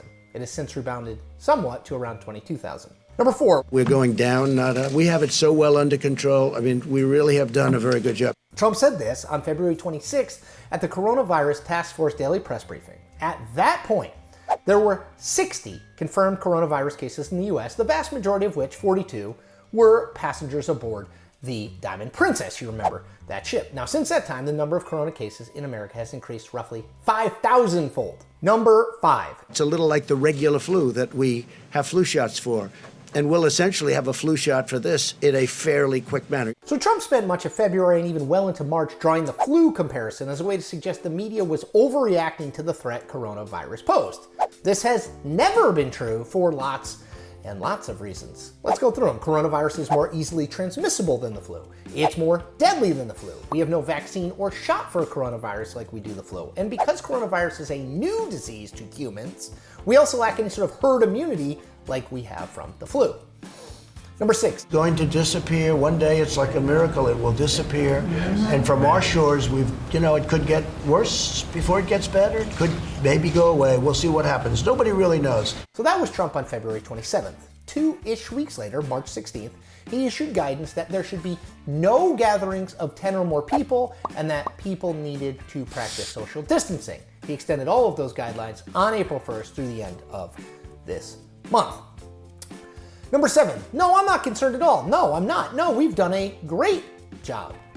This was Trump's response on March 8th when asked whether he was concerned that the virus was getting closer to Washington, D.C., and in particular, the White House. It was part of a press availability with Brazilian President Jair Bolsonaro at Mar-a-Lago in Florida. Now, 4 days after Trump said this, a Bolsonaro press aide who had been with both presidents at Mar-a-Lago tested positive for coronavirus. Number 8. So last year, 37,000 Americans died from the common flu. It averages between 27,000 and 70,000 per year. Nothing is shut down, life and the economy go on. At this moment, there are 546 confirmed cases of coronavirus with 22 deaths. Think about that! This tweet from Trump on March 9th is, for my money, his worst statement on coronavirus. All of the flu comparisons are wrong for all of the reasons I noted above. A week after he sent this tweet, the White House issued guidelines urging Americans to avoid coming within 6 feet of each other. 2 weeks after he sent this tweet, the Dow Jones dropped under 19,000. Think about that. Number 9. It's a very contagious virus. It's incredible, but it's something that we have tremendous control of. Trump said that on March 15th, when roughly 6 people in the United States had died from coronavirus. Despite having the virus under tremendous control, deaths have risen by 16,000% since Trump made that remark. Number 10. I don't believe you need 40,000 or 30,000 ventilators. You go into major hospitals sometimes, they'll have 2 ventilators, and now all of a sudden they're saying, can we order 30,000 ventilators? This one comes from another Hannity-Trump interview, this one on March 27th, and it features the President of the United States suggesting that governors and hospitals in hard-hit areas like New York are purposely exaggerating their medical needs to keep coronavirus patients alive. Yeah. So, you guys get that an idea of where the things that he said and how he lied. And let's go to this. I think this all will lead up to the video, because I want you to understand what I'm getting at. I want you to understand what the DNC is up against, what they're really, really up against. It's one thing to not be president and be running for president in 2016 and dominating the media. There's another thing to be president and running against president. and dominating the entire media landscape. Here is his influence on Fox News. I can report the sky is absolutely falling. We are all doomed. The end is near. The apocalypse is imminent, and you're going to all die. Or at least that's what the media mob would like you to think. Yeah, I'm dead right on this. The coronavirus is the common cold, folks. The hype of this thing as a pandemic, as the Andromeda strain, as, oh my God, if you get it, you're dead. This is one of those cases where the more I learn about coronavirus, the less concerned I am. There's a lot of hyperbole. The national left-wing media playing up fears of the coronavirus. The sky is falling because we have a few dozen cases of coronavirus on a cruise ship. I am far more concerned with stepping on a used heroin needle than I am getting the coronavirus, but maybe that's just me. It's a virus, like the flu. All the talk about coronavirus being so much more deadly doesn't reflect reality. This virus should be compared to the flu because at worst case scenario, it could be the flu. The far more deadly, more lethal threat right now is not the coronavirus. It's the ordinary old flu. People are dying right now. Is here. Nobody has died yet in the United States, as far as we know, from this disease. That's right. And the facts are actually pretty reassuring, but you never know it watching all this stuff. You want to know how I really feel about the coronavirus, Juan?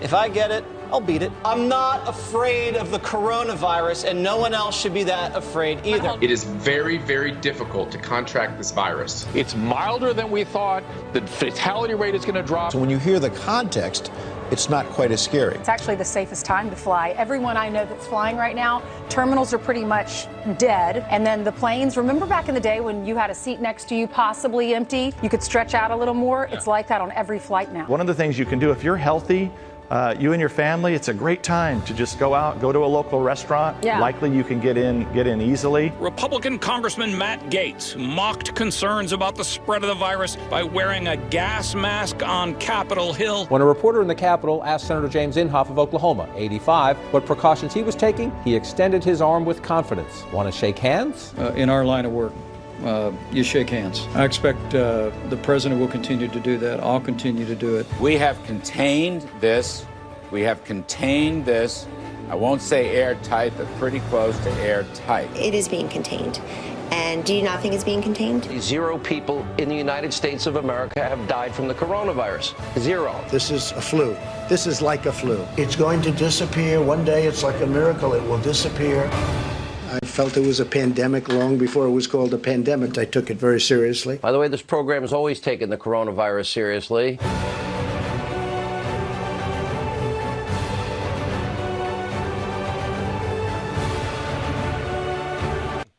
Don't be confused just because it's on the Daily Show. This is all true. All quotes. Those are the things that they were sponsoring, supporting, and saying.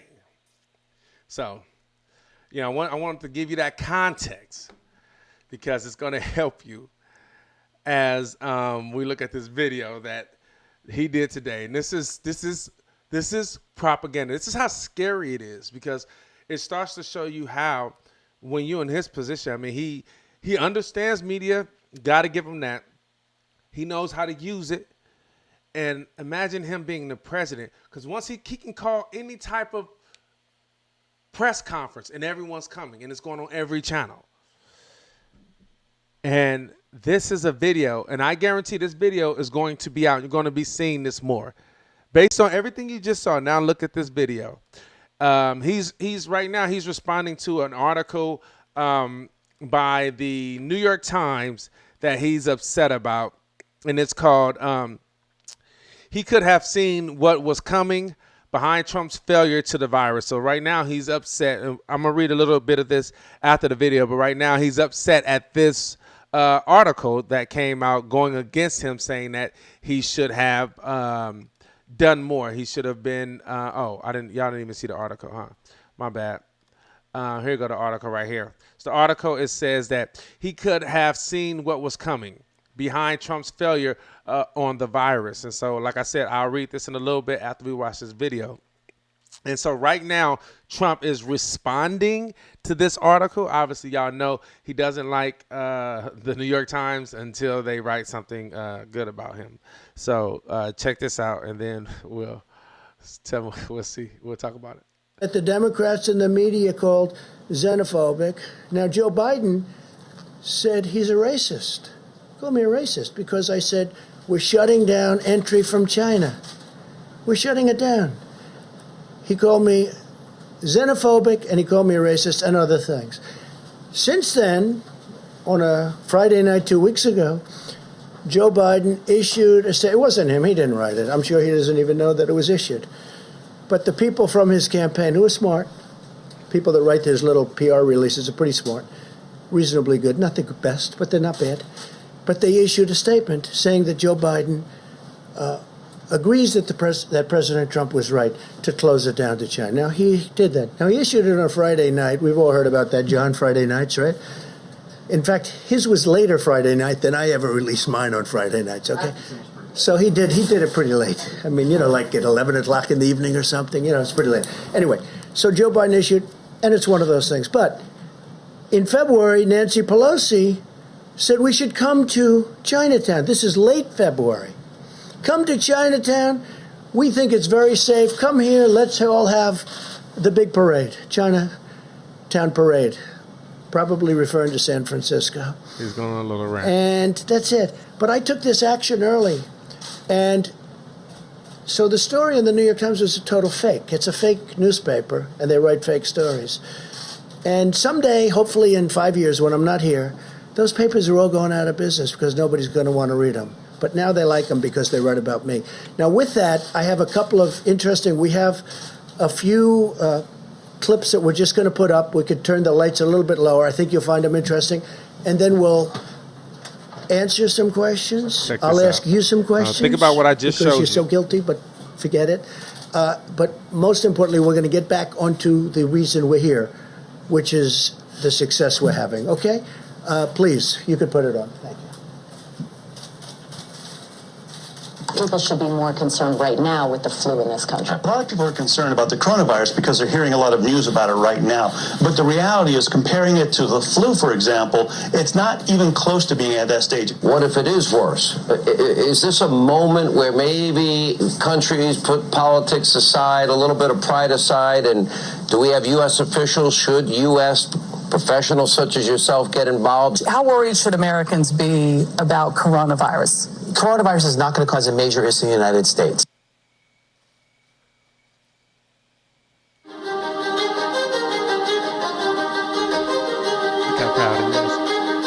Well, we've asked them to accelerate whatever they're doing in terms of a vaccine. We will be suspending all travel from Europe to the United States for the next 30 days. To unleash the full power of the federal government in this effort today, I am officially declaring a national emergency. Medicare patients can now visit any doctor by phone or video conference at no additional cost. The first 1 million masks will be available immediately. As there were more cases, and it was clear that it was spreading out of China, where it originated. The president took this move that he was widely criticized for by Democrats and even some Republicans at the time, which was he halted a number of flights from China into the U.S. The idea was to halt the spread of the disease, keep transmissions to a minimum. He was accused of xenophobia. He was accused of making a racist move. At the end of the day, it was probably effective because it did actually take a pretty aggressive measure against the spread of the virus.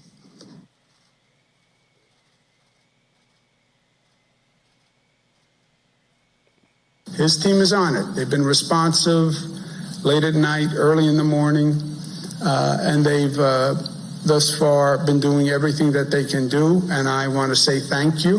And I want to say that I appreciate it. He returns calls. He reaches out. He's been proactive. We got that Mercy ship down here in Los Angeles. That was directly because he sent it down here. 2,000 medical units came to the state of California, these FMS, these field medical stations. And that's been very, very helpful. The president has been outstanding through all this. The vice president's been outstanding. Members of the coronavirus task force, very responsive. We had asked if we could have, New Jersey could have access to a piece of the beds that are on the USNS Comfort, and the president came back, called me a few minutes before I walked in here to say indeed they would grant that to New Jersey. So that's a big step for us in addition to all the other capacity. That news is literally hot off the press, and I thank the president and vice president who are on the call together. President Trump approved Arizona's request for a presidential major disaster declaration. I want to thank the president for a quick turnaround. We requested this on a Wednesday, and we had approval by Saturday morning. And we are grateful to the administration for their continued support and responsiveness. Well, first of all, I want to thank the president and the vice president for doing a really good job of communicating with all the governors. Look at this. So we could give you hundreds of clips like that from governors, including Democratic, or Democrat as I call them, governors, which is actually the correct term. We could give you hundreds of clips just like that. We have them. We didn't want this to go on too long, but I just want to say it's, it's very sad when people write false stories like, in that case, I guess it was gotten mostly from the New York Times, which is a highly, if you had libel laws, they would have been out of business even before they'll end up going out of business. So that's where he is now. Whether that seems trivial, that seemed petty, it seemed like he just boosting himself up. This is very important because any truth that he disagrees with now, he has the world's attention and can respond with videos like this to counter it. Because there's a lot of people in this world that's not watching the news like I'm watching the news, not watching the news like you're watching the news, that's getting the highlights, that are now watching his press conferences because they're worried about where they are economically and socially and everything else and health wise. And so they're watching it. Imagine every time somebody comes out with an article that's telling the truth, and we all know that they played it down, and he not only with his administration, but also encouraged Fox News and other news outlets to say, oh, this is just the flu. And when he's confronted with that, he can put up this propaganda. And as you saw there was nothing. Even he had a clip, if you noticed, he had a clip of Fox News, Sean Hannity talking to Fauci. The guy that the scientist, the healthcare, the guy that's been in, I think it's Fauci. Disease and Control, part of CDC. And he was talking to him saying, oh, maybe that's the only clip he put of Hannity in there. Hannity giving Fauci advice saying maybe he should get involved. So if you have a person that now not only has all the resources he needs, but has the government behind him, and Fauci, because he's saving face, and I'm sure for the most part wants to make sure that everyone's healthy and is not productive to be going back and forth with the president. So the majority of the time he's just saying, oh yes, well, he puts himself into it. Well, I should have been doing this as well, XYZ. So you think about that. And now we're going into an election, general election, where you're going to have people bring up on the Democratic side, bring up how many people died and they did it because of this. And he's going to have this video and other clips showing, and he's going to be able to show it at any time. And it don't make sense for him to show it because he'll, in November, in October, he'll still be having these briefs, these things, because it's good for him politically. I mean, outside of him campaigning, maybe he'll be out campaigning once they open up the country again. He'll be out campaigning. And outside of that, he'll be in front showing videos, showing clips.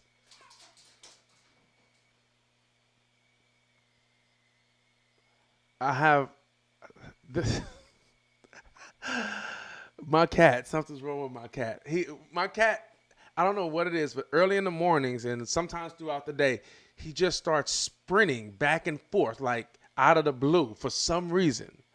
And it's the funniest thing because it just happens out of the blue. You can tell when it's about to happen. He'll start looking around quick and then he'll just sprint. And it always trips me out. It's like a spirit goes in him or something. You know how they say spirits in cats? But anyway, so he has this information. He can manipulate, manufacture consent. He can manufacture consent like no one else can in his position. And that's what he's been doing. And like I said, there's people that don't follow the entire story. So this is what New York Times wrote about him that he was frustrated about. And it says, he could have seen what was coming behind Trump's failure of the coronavirus. I'm not going to read the whole thing, but it says, an examination reveals the president was warned about the potential of the pandemic, but that internal divisions, lack of planning, and his faith in his own instincts led to a halt in response. And we all know that. A lot of people probably don't know that. Imagine how many people don't know that. I watch this every day. I know that back and forth. The fact that they had to write this article makes me believe that there's a lot of people that don't know this information that should be known. We all know. Washington, let me highlight this so y'all can see it. Washington, any way you cut it, this is going to be bad.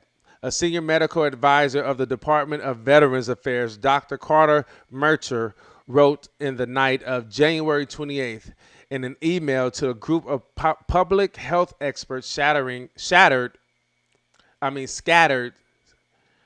around the government and universities. The projected size of the outbreak already seems to be hard to believe. A week after the first coronavirus case had been identified in the United States, and 6 long weeks before President Trump finally took aggressive actions to confront the danger the nation was facing, a pandemic that is now forecast to take tens of thousands of American lives, Dr. Mercer was arguing the upper ranks of the nation's public health bureaucracy to wake up and prepare for the possibility of far more drastic action. You guys made fun of me screaming too close to schools. You guys made fun of me screaming to close the schools, he wrote to the group which called itself Red Dawn, an inside joke based on the 1984 movie about a band of Americans trying to save the country after a foreign invasion. Now I'm screaming, close the colleges and universities. His was hardly a lone voice. Throughout January, as Trump repeatedly played down the seriousness of the virus and focused on other issues, an array of figures inside the government, from the White House advisors to experts deep in the cabinet department and intelligence agencies, identified the threat, sounded alarms, and made clear the need for aggressive action. The president, was slow to absorb the scale of the risk and to act accordingly, focused instead on controlling the message, protecting gains in the economy, and batting away warnings from senior officials. It was a problem, he said, that had come out of nowhere and could not have been foreseen, which obviously we know isn't true. You guys can read the rest of this article. It's a pretty good article, but it goes into the conspiracies that he tried to talk about, the deep state, and how they were saying initially that it was the Democrats trying to do it for political reasons because it was an election year, yada, yada, yada, yada. That got him pissed off. It only really got him pissed off because it's actually true. But the fact that they had to write this article lets me know that that a lot of the country don't know that. And not only that article leads me to believe that, but what also leads me to believe that is this polling. This is from Real Clear Politics, and this polling graph that shows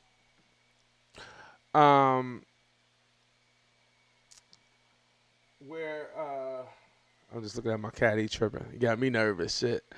That's showing where, if you guys can see this middle one right here, showing where Biden and Trump is for the White House right now. And it got more states. It's kind of swing states that matter. It has, and mind you, this is one poll. We have a list of polls. A lot of them, all of them have them winning by single digits. Mind you, at this time, they had Hillary Clinton winning by double digits in the 20s points I'm talking about. At this time in 2000, once the general started, so around maybe July, August, it had her winning by double digits. So think about this. Oh, it did have her winning right now. Before even Trump went out, it had her winning these states by double digits. You got Florida, which is, you can think about what you want to think about with this, but it has Biden up by, 0.4 points. Not a point, but 0.4, probably half a point.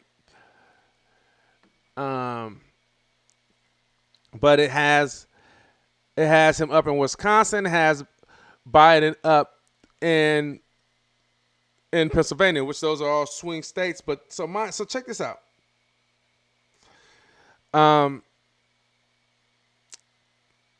That's a pretty close margin in relation to where Hillary was with Trump at this same time in 2016. Mind you, this is the most electable. And these are all polls from different, CNN has Biden up by 11 points. That's probably the highest one. All of them are really single digits except, the Harris report. I don't know who is Harris. I don't know what report that is. Survey was conducted online within the United States between March 24th to 26th among 2,400 registered voters by the Harris poll. This results reflect a national representative sample. Ethnic, okay. What was the age range, though? Households, employee. Doesn't have an age range. Now, mind you, when they do polls, they have landlines. There's no young people with landlines. Mind you, when they do polls, they have landlines. There's no young people with landlines. And remember what we talked about earlier?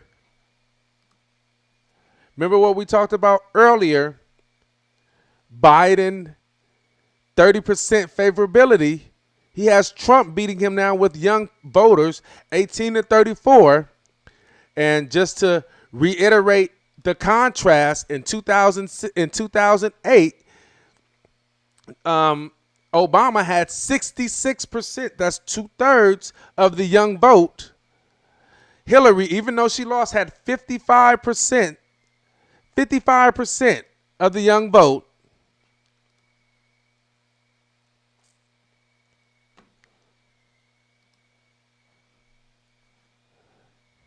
Oh, I ain't even showing y'all. Damn. So mind you, Obama had 66%. 2008, Obama had 66% of the young vote. That's the vote from 18 to 29, the under 30 vote.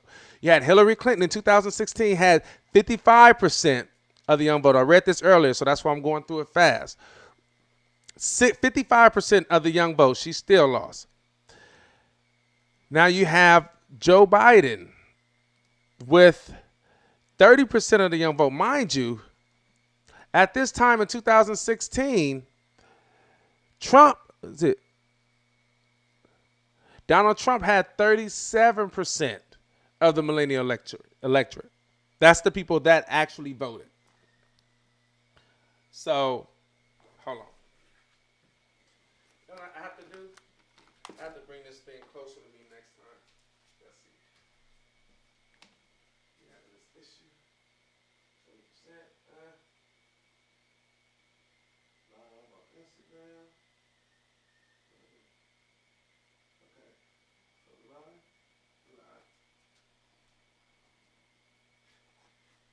Thank you for watching.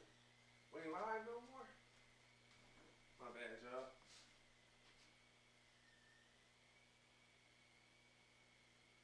Man.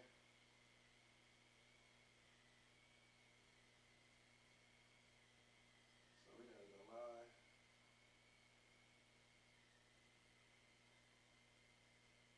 One second. My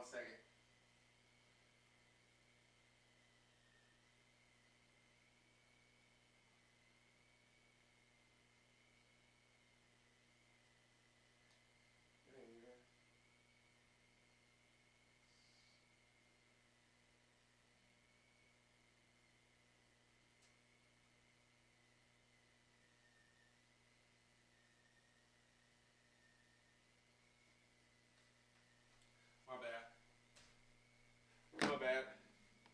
I had to change some stuff up because I'm also live on IG, but I have to do a little makeshift. Next time, I just need to have it closer to me. But y'all, as y'all see, that in 2008,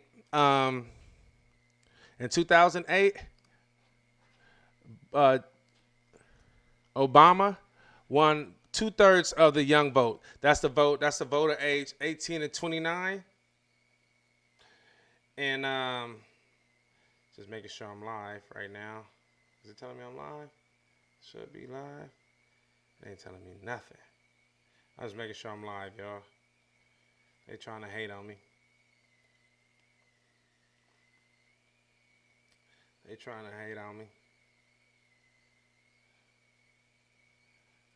not even saying I'm live. Anyway, I should be live.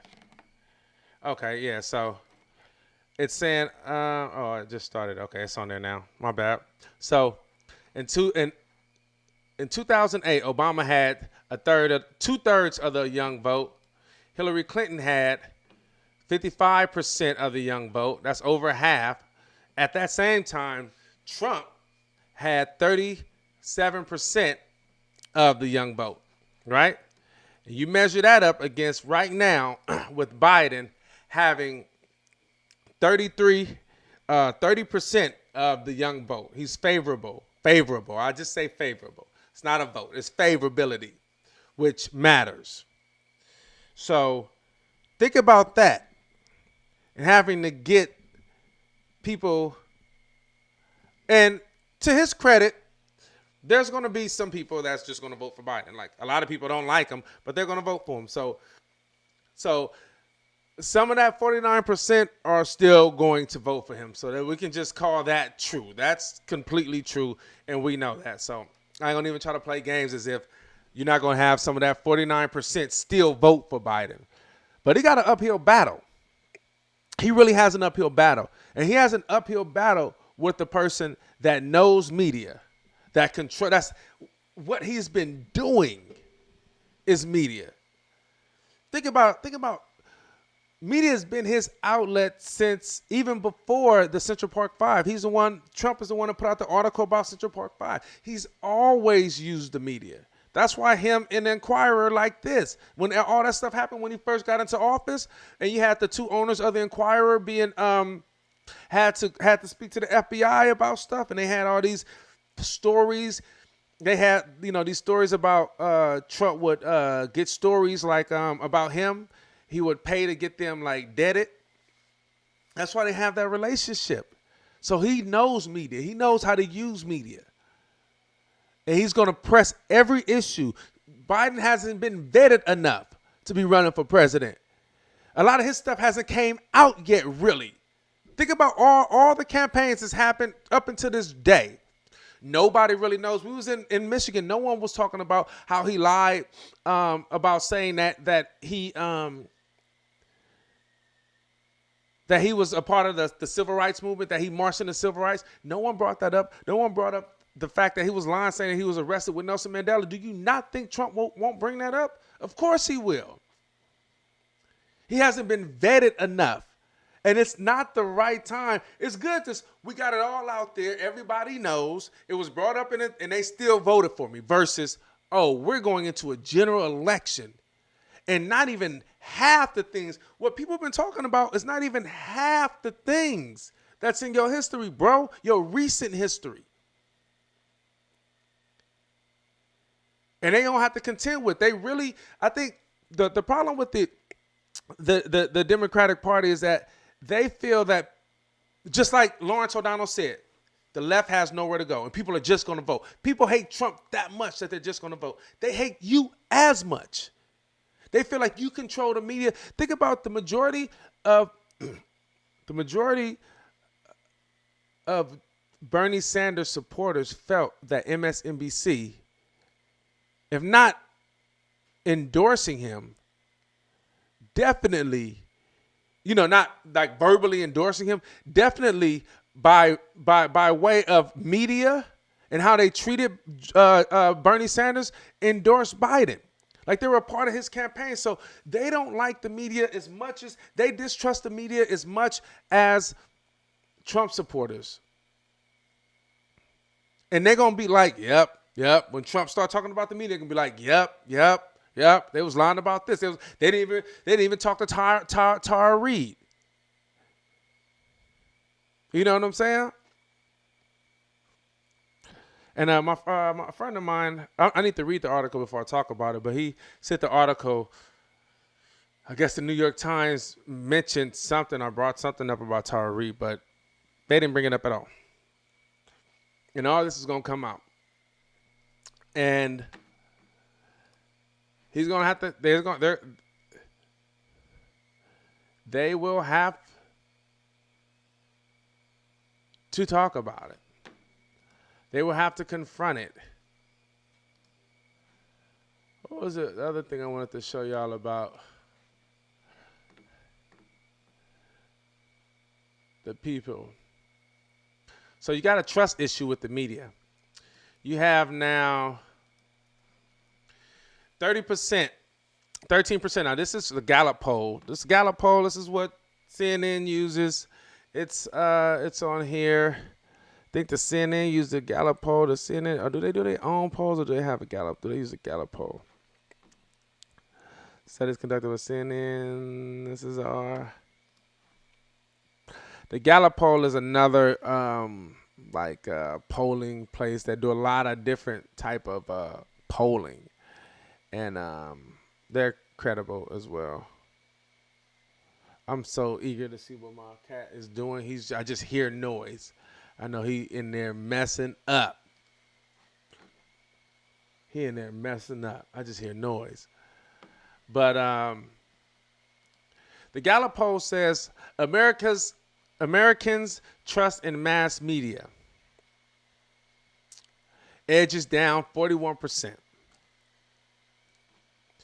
Now it says 13% trust the media a great deal, and 28% a fair amount. 69% of Democrats, 15% of Republicans, and 36% of independents trust the media. 36%. And I just want, I really want you to understand what this means. 68% of Democrats, 15% of Republicans, 36% of independents. And you would think that independents are the least amount of Americans. On the contrary, independents are the majority of voters. Right now, in March, and this is because the coronavirus is going on, you have a primary going on. And so you got a lot of people that independent that'll be like, okay, I'm gonna vote Democrat if they want to vote in the primary. If the independent's not running, you can't vote in the primary. So a lot of people. So right now you have 36% of the country is in politics as of today. Do you consider yourself Republican, Democrat, or independent? And this is from the same Gallup poll, party affiliation. You have 30% say that they're Republican. The majority, 36%, say that they're independent, and you have 30% that say that they are Democrats. But I would like to argue that this is not a true representation of who really is what they is. I would say like January, December, that's kind of before everything kind of goes into full effect as far as the primaries, I think this is more accurate to how it stands. So you have, let's say in January 16th to the 29th, 30% Republican, 42% independent, as you see, and 27% Democrats. You go to right at the beginning of January, 27% Republican, 45% independent, 27% Democrat. That's the nation. December, you have 28% Republican, 41% independent, 28% Democrat. So you had a majority of the country identifies as Democrat. If you look at throughout this entire, it goes throughout, this is all 2019. It goes throughout 2019. You can see there's a consistency with independents. Independents are the majority of the electorate. And contrary to popular belief, maybe I'm saying maybe it's the popular belief. You know, before I got into politics, I didn't know this. So people may not know, but I'll just say I didn't know. And so if you look at that, and you look at this poll that says 36% of independents do not trust the media. Trust the media. 36% trust the media. So that means 64% of independents, the largest electorate in our republic, do not trust the media.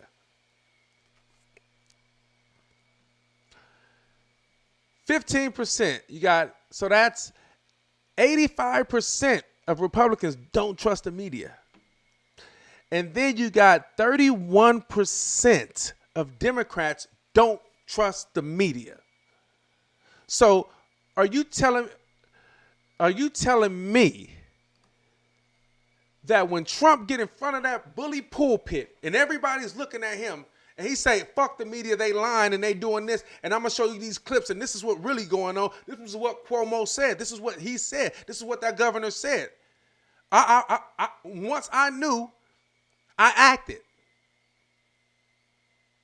You can't believe the media because they was talking about sexual assault. They keep coming at me, but no one said anything about Biden. Who do you think the majority of people are going to believe? That you don't think that that's going to resonate? What Trump is going to start saying about the media is not going to resonate with the majority of the electorate in this country. Because it's right here. These are the statistics. Don't just be in your head. This is the statistics. The majority of Americans do not trust the media. And it's the media's fault. It's not Trump's fault. Trump may have exaggerated some, but the media lies. The media has an agenda. They're not fair and balanced. It's just the truth. MSNBC wanted Biden. That's all they talked about was Biden. They even had a clip where the guy was like, you know what, we have to check ourselves because, I mean, you had, who's the old boy that got fired from MSNBC for saying that when Bernie Sanders won Nevada, he said he akin it to the German invasion of France, the Nazi invasion of France. Speaking to a politician whose family was a part of the Holocaust, comparing his win in Nevada to the Nazi invasion of France. He got fired. Obviously, there's a lot of other reasons that Chris Matthews was fired. Is that Chris Matthews? I want to make sure I'm saying the right name. Yes, Chris Matthews. If people don't know who Chris Matthews is, when you say Chris Matthews, so let me show you a picture of Chris Matthews. That's Chris Matthews. Chris Matthews was fired. He had to apologize. I don't know if y'all knew that. My aunt has me paranoid, so I always feel like I have to, Chris Matthews apologized to Bernie.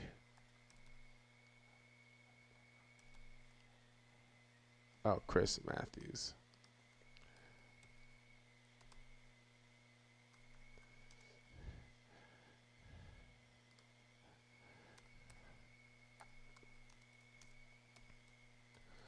There you go. Just so you can know, because, you know, my name like I is said, Julian, she and got I've me been with paranoid. AHF for 4 years now. Just We'll want get you your meds to out to you. That's regardless know of this, ability to pay because or this travel matters. distance. Good morning, everybody. Happy Tuesday. We have an amazing show for everybody today. Indeed, we do. It's a debate. Let me just go to the clip. This is the clip right here. It snowed today in New Hampshire like it did here in 1968 when Eugene McCarthy trudged through the state to prove that Lyndon Johnson's days were numbered. I love it here. Have loved it since my parents took my brothers and me on those one. That's not it. Let me see. Chris Matthews' apology. He announced his retirement. Where's his apology? Okay, let's just.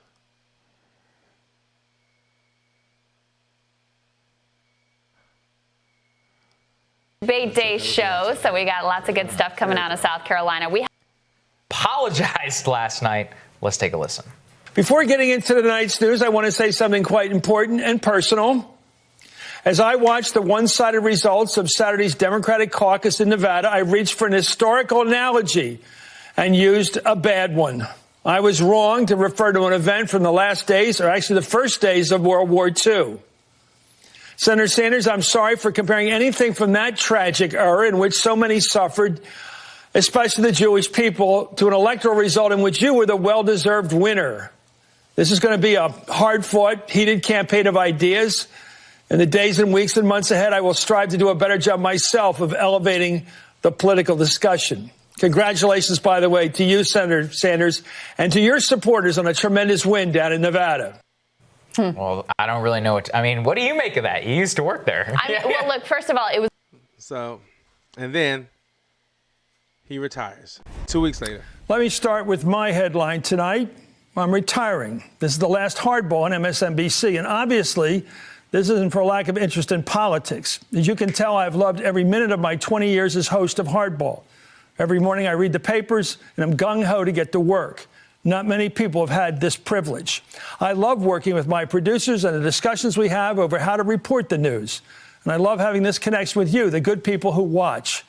I've learned who you are, bumping into you on the sidewalk or waiting at an airport and saying hello. You're like me. I hear it from your kids and grandchildren who say, my dad loves you, or my grandmother loves you, or my husband watched it till the end. Well, after a conversation with MSNBC, I decided tonight will be my last hardball, so let me tell you why. The younger generations out there are ready to take the reins. We see them in politics, in the media, in fighting for their causes. They are improving the workplace. We're talking here about better standards than we grew up with, fair standards. A lot of it has to do with how we talk to each other. Compliments on a woman's appearance that some men, including me, might have once incorrectly thought were okay. We're never okay. Not then and certainly not today. And for making such comments in the past, I'm sorry. I'm very proud of the work I've done here. Long before I went on television, I worked for years in politics, was a newspaper columnist, an author.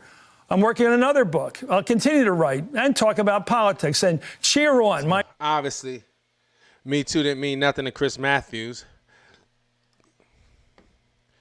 The sort of leftist pundit, he kept harassing women. If you surf YouTube, you'll find out why. In addition to what he said to Bernie, why he had to retire, because he kept on doing what they all do, Democrats and Republicans. And so you can't trust the media. The media lies. The media has an agenda. Chris Matthews had an agenda. He wanted Biden to win, and he was upset that Biden wasn't winning. And then they had this whole hysteria about Biden. So no one trusts the media. So imagine someone with all that power and someone that has a bully pulpit and that can use that leverage, because whether you believe it or not, whether you want to say it's fair or not, I always look at Trump. So in my family, I can get away with certain things because I'm always joking. I'm always talking about people. I can say some things and people in my family just throw it off their shoulders. Oh, that's just Ty acting a fool and doing stuff like that. And one of my cousins can say the exact same thing and they will be X'd from the family. It will be taken a completely different way. It's because they're used to me joking. So I have a little leverage with that because that's Ty acting a fool, doing what he does. So I have that leverage. They just throw it off their shoulders. Trump has that same leverage with the American people. He does so much crazy and just atrocious, harmful, almost sadistic actions and language that people just throw half of it off their shoulder. That's just Trump. That's just Trump. That's just Trump. So it doesn't matter what Trump has done. Trump can get away with it. He's the new Teflon Don, quote unquote. It falls off of him, and we know that. So you can argue till your face is blue. Oh, well, Trump. It don't matter what Trump did. Biden is the almighty spiritual middle class Joe that don't do nothing wrong. So Biden has the standard. Remember, we were holier than thou. The Democrats are holier than thou, so they have to hold up that standard, not Republicans. Especially not Trump. So Trump can take it all the way down to the dirt. Biden fuck around, break his hip if he bend down and try to touch the ground. What you mean? So that's going to be a heavy or a large wall to climb. A hard wall to penetrate. The control of the media, because it's not even about truth. It's about perception. Remember to like, subscribe, hit the notification bell. It's about perception. And if you want to fool yourself to think it's about anything else, then you'll be fooling yourself all the way into November. And then you're going to wake up again wondering what the hell is going on with this country.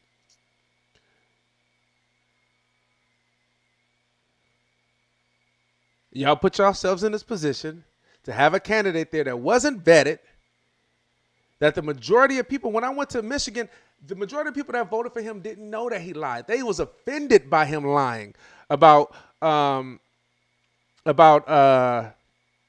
marching in civil rights and about being arrested with Nelson Mandela. Do you not think that Trump ain't going to ponder that? He ain't going to parlay that? You don't think he's going to parlay that? Black people, look what he's doing. He don't care about y'all. He just wants your vote. That's why he was lying then. He's lying now. It's going to be some people that's voting, that's going to listen, that's going to hear that. That's going to be offended by that. And this is who y'all push forward. None of that mattered. Only thing that mattered was getting Bernie out. He's out. Y'all got it. Now y'all got to live with it. It's a hard pill to swallow, and you don't see that pill yet. But if Trump continues to put that propaganda, put those videos up as if he's doing a good job during this pandemic is going to be at least 60% of the vote. We know people die. People can swallow some people dying. Maybe not. Oh! Shit. My cat just did his trip. What are you doing, man?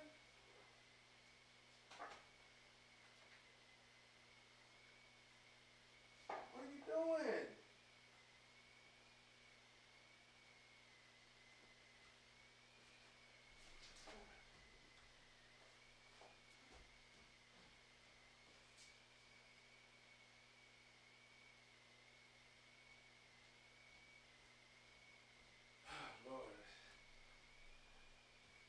I'm sorry.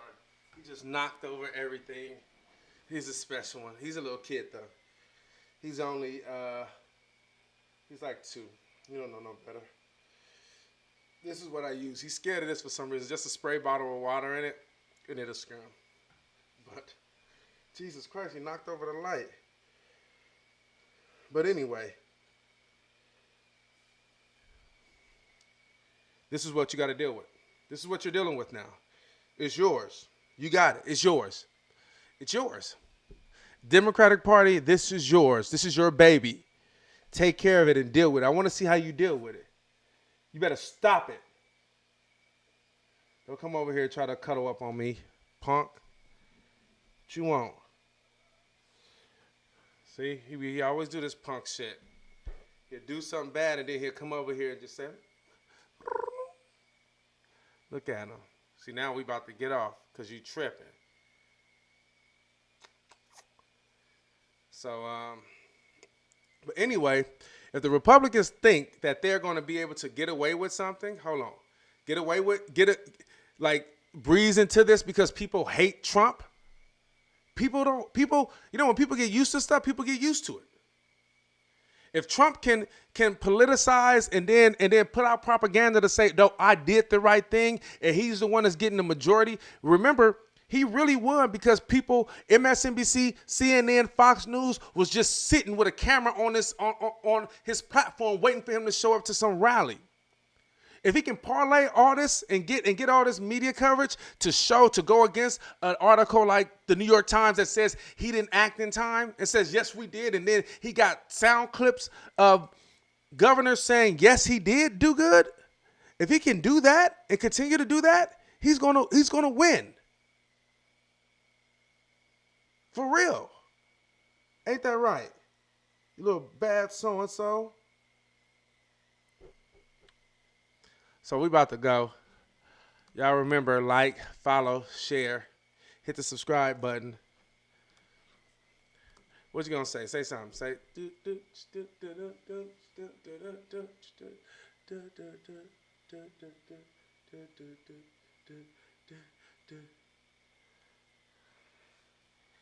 What's up? You know I'm upset with you. All right, y'all. Keep it real out there. You like that last video? Follow us on YouTube, Instagram, Facebook, and Twitter, where the progressives have a voice. And remember, share this, like it, subscribe to the channel so we can grow.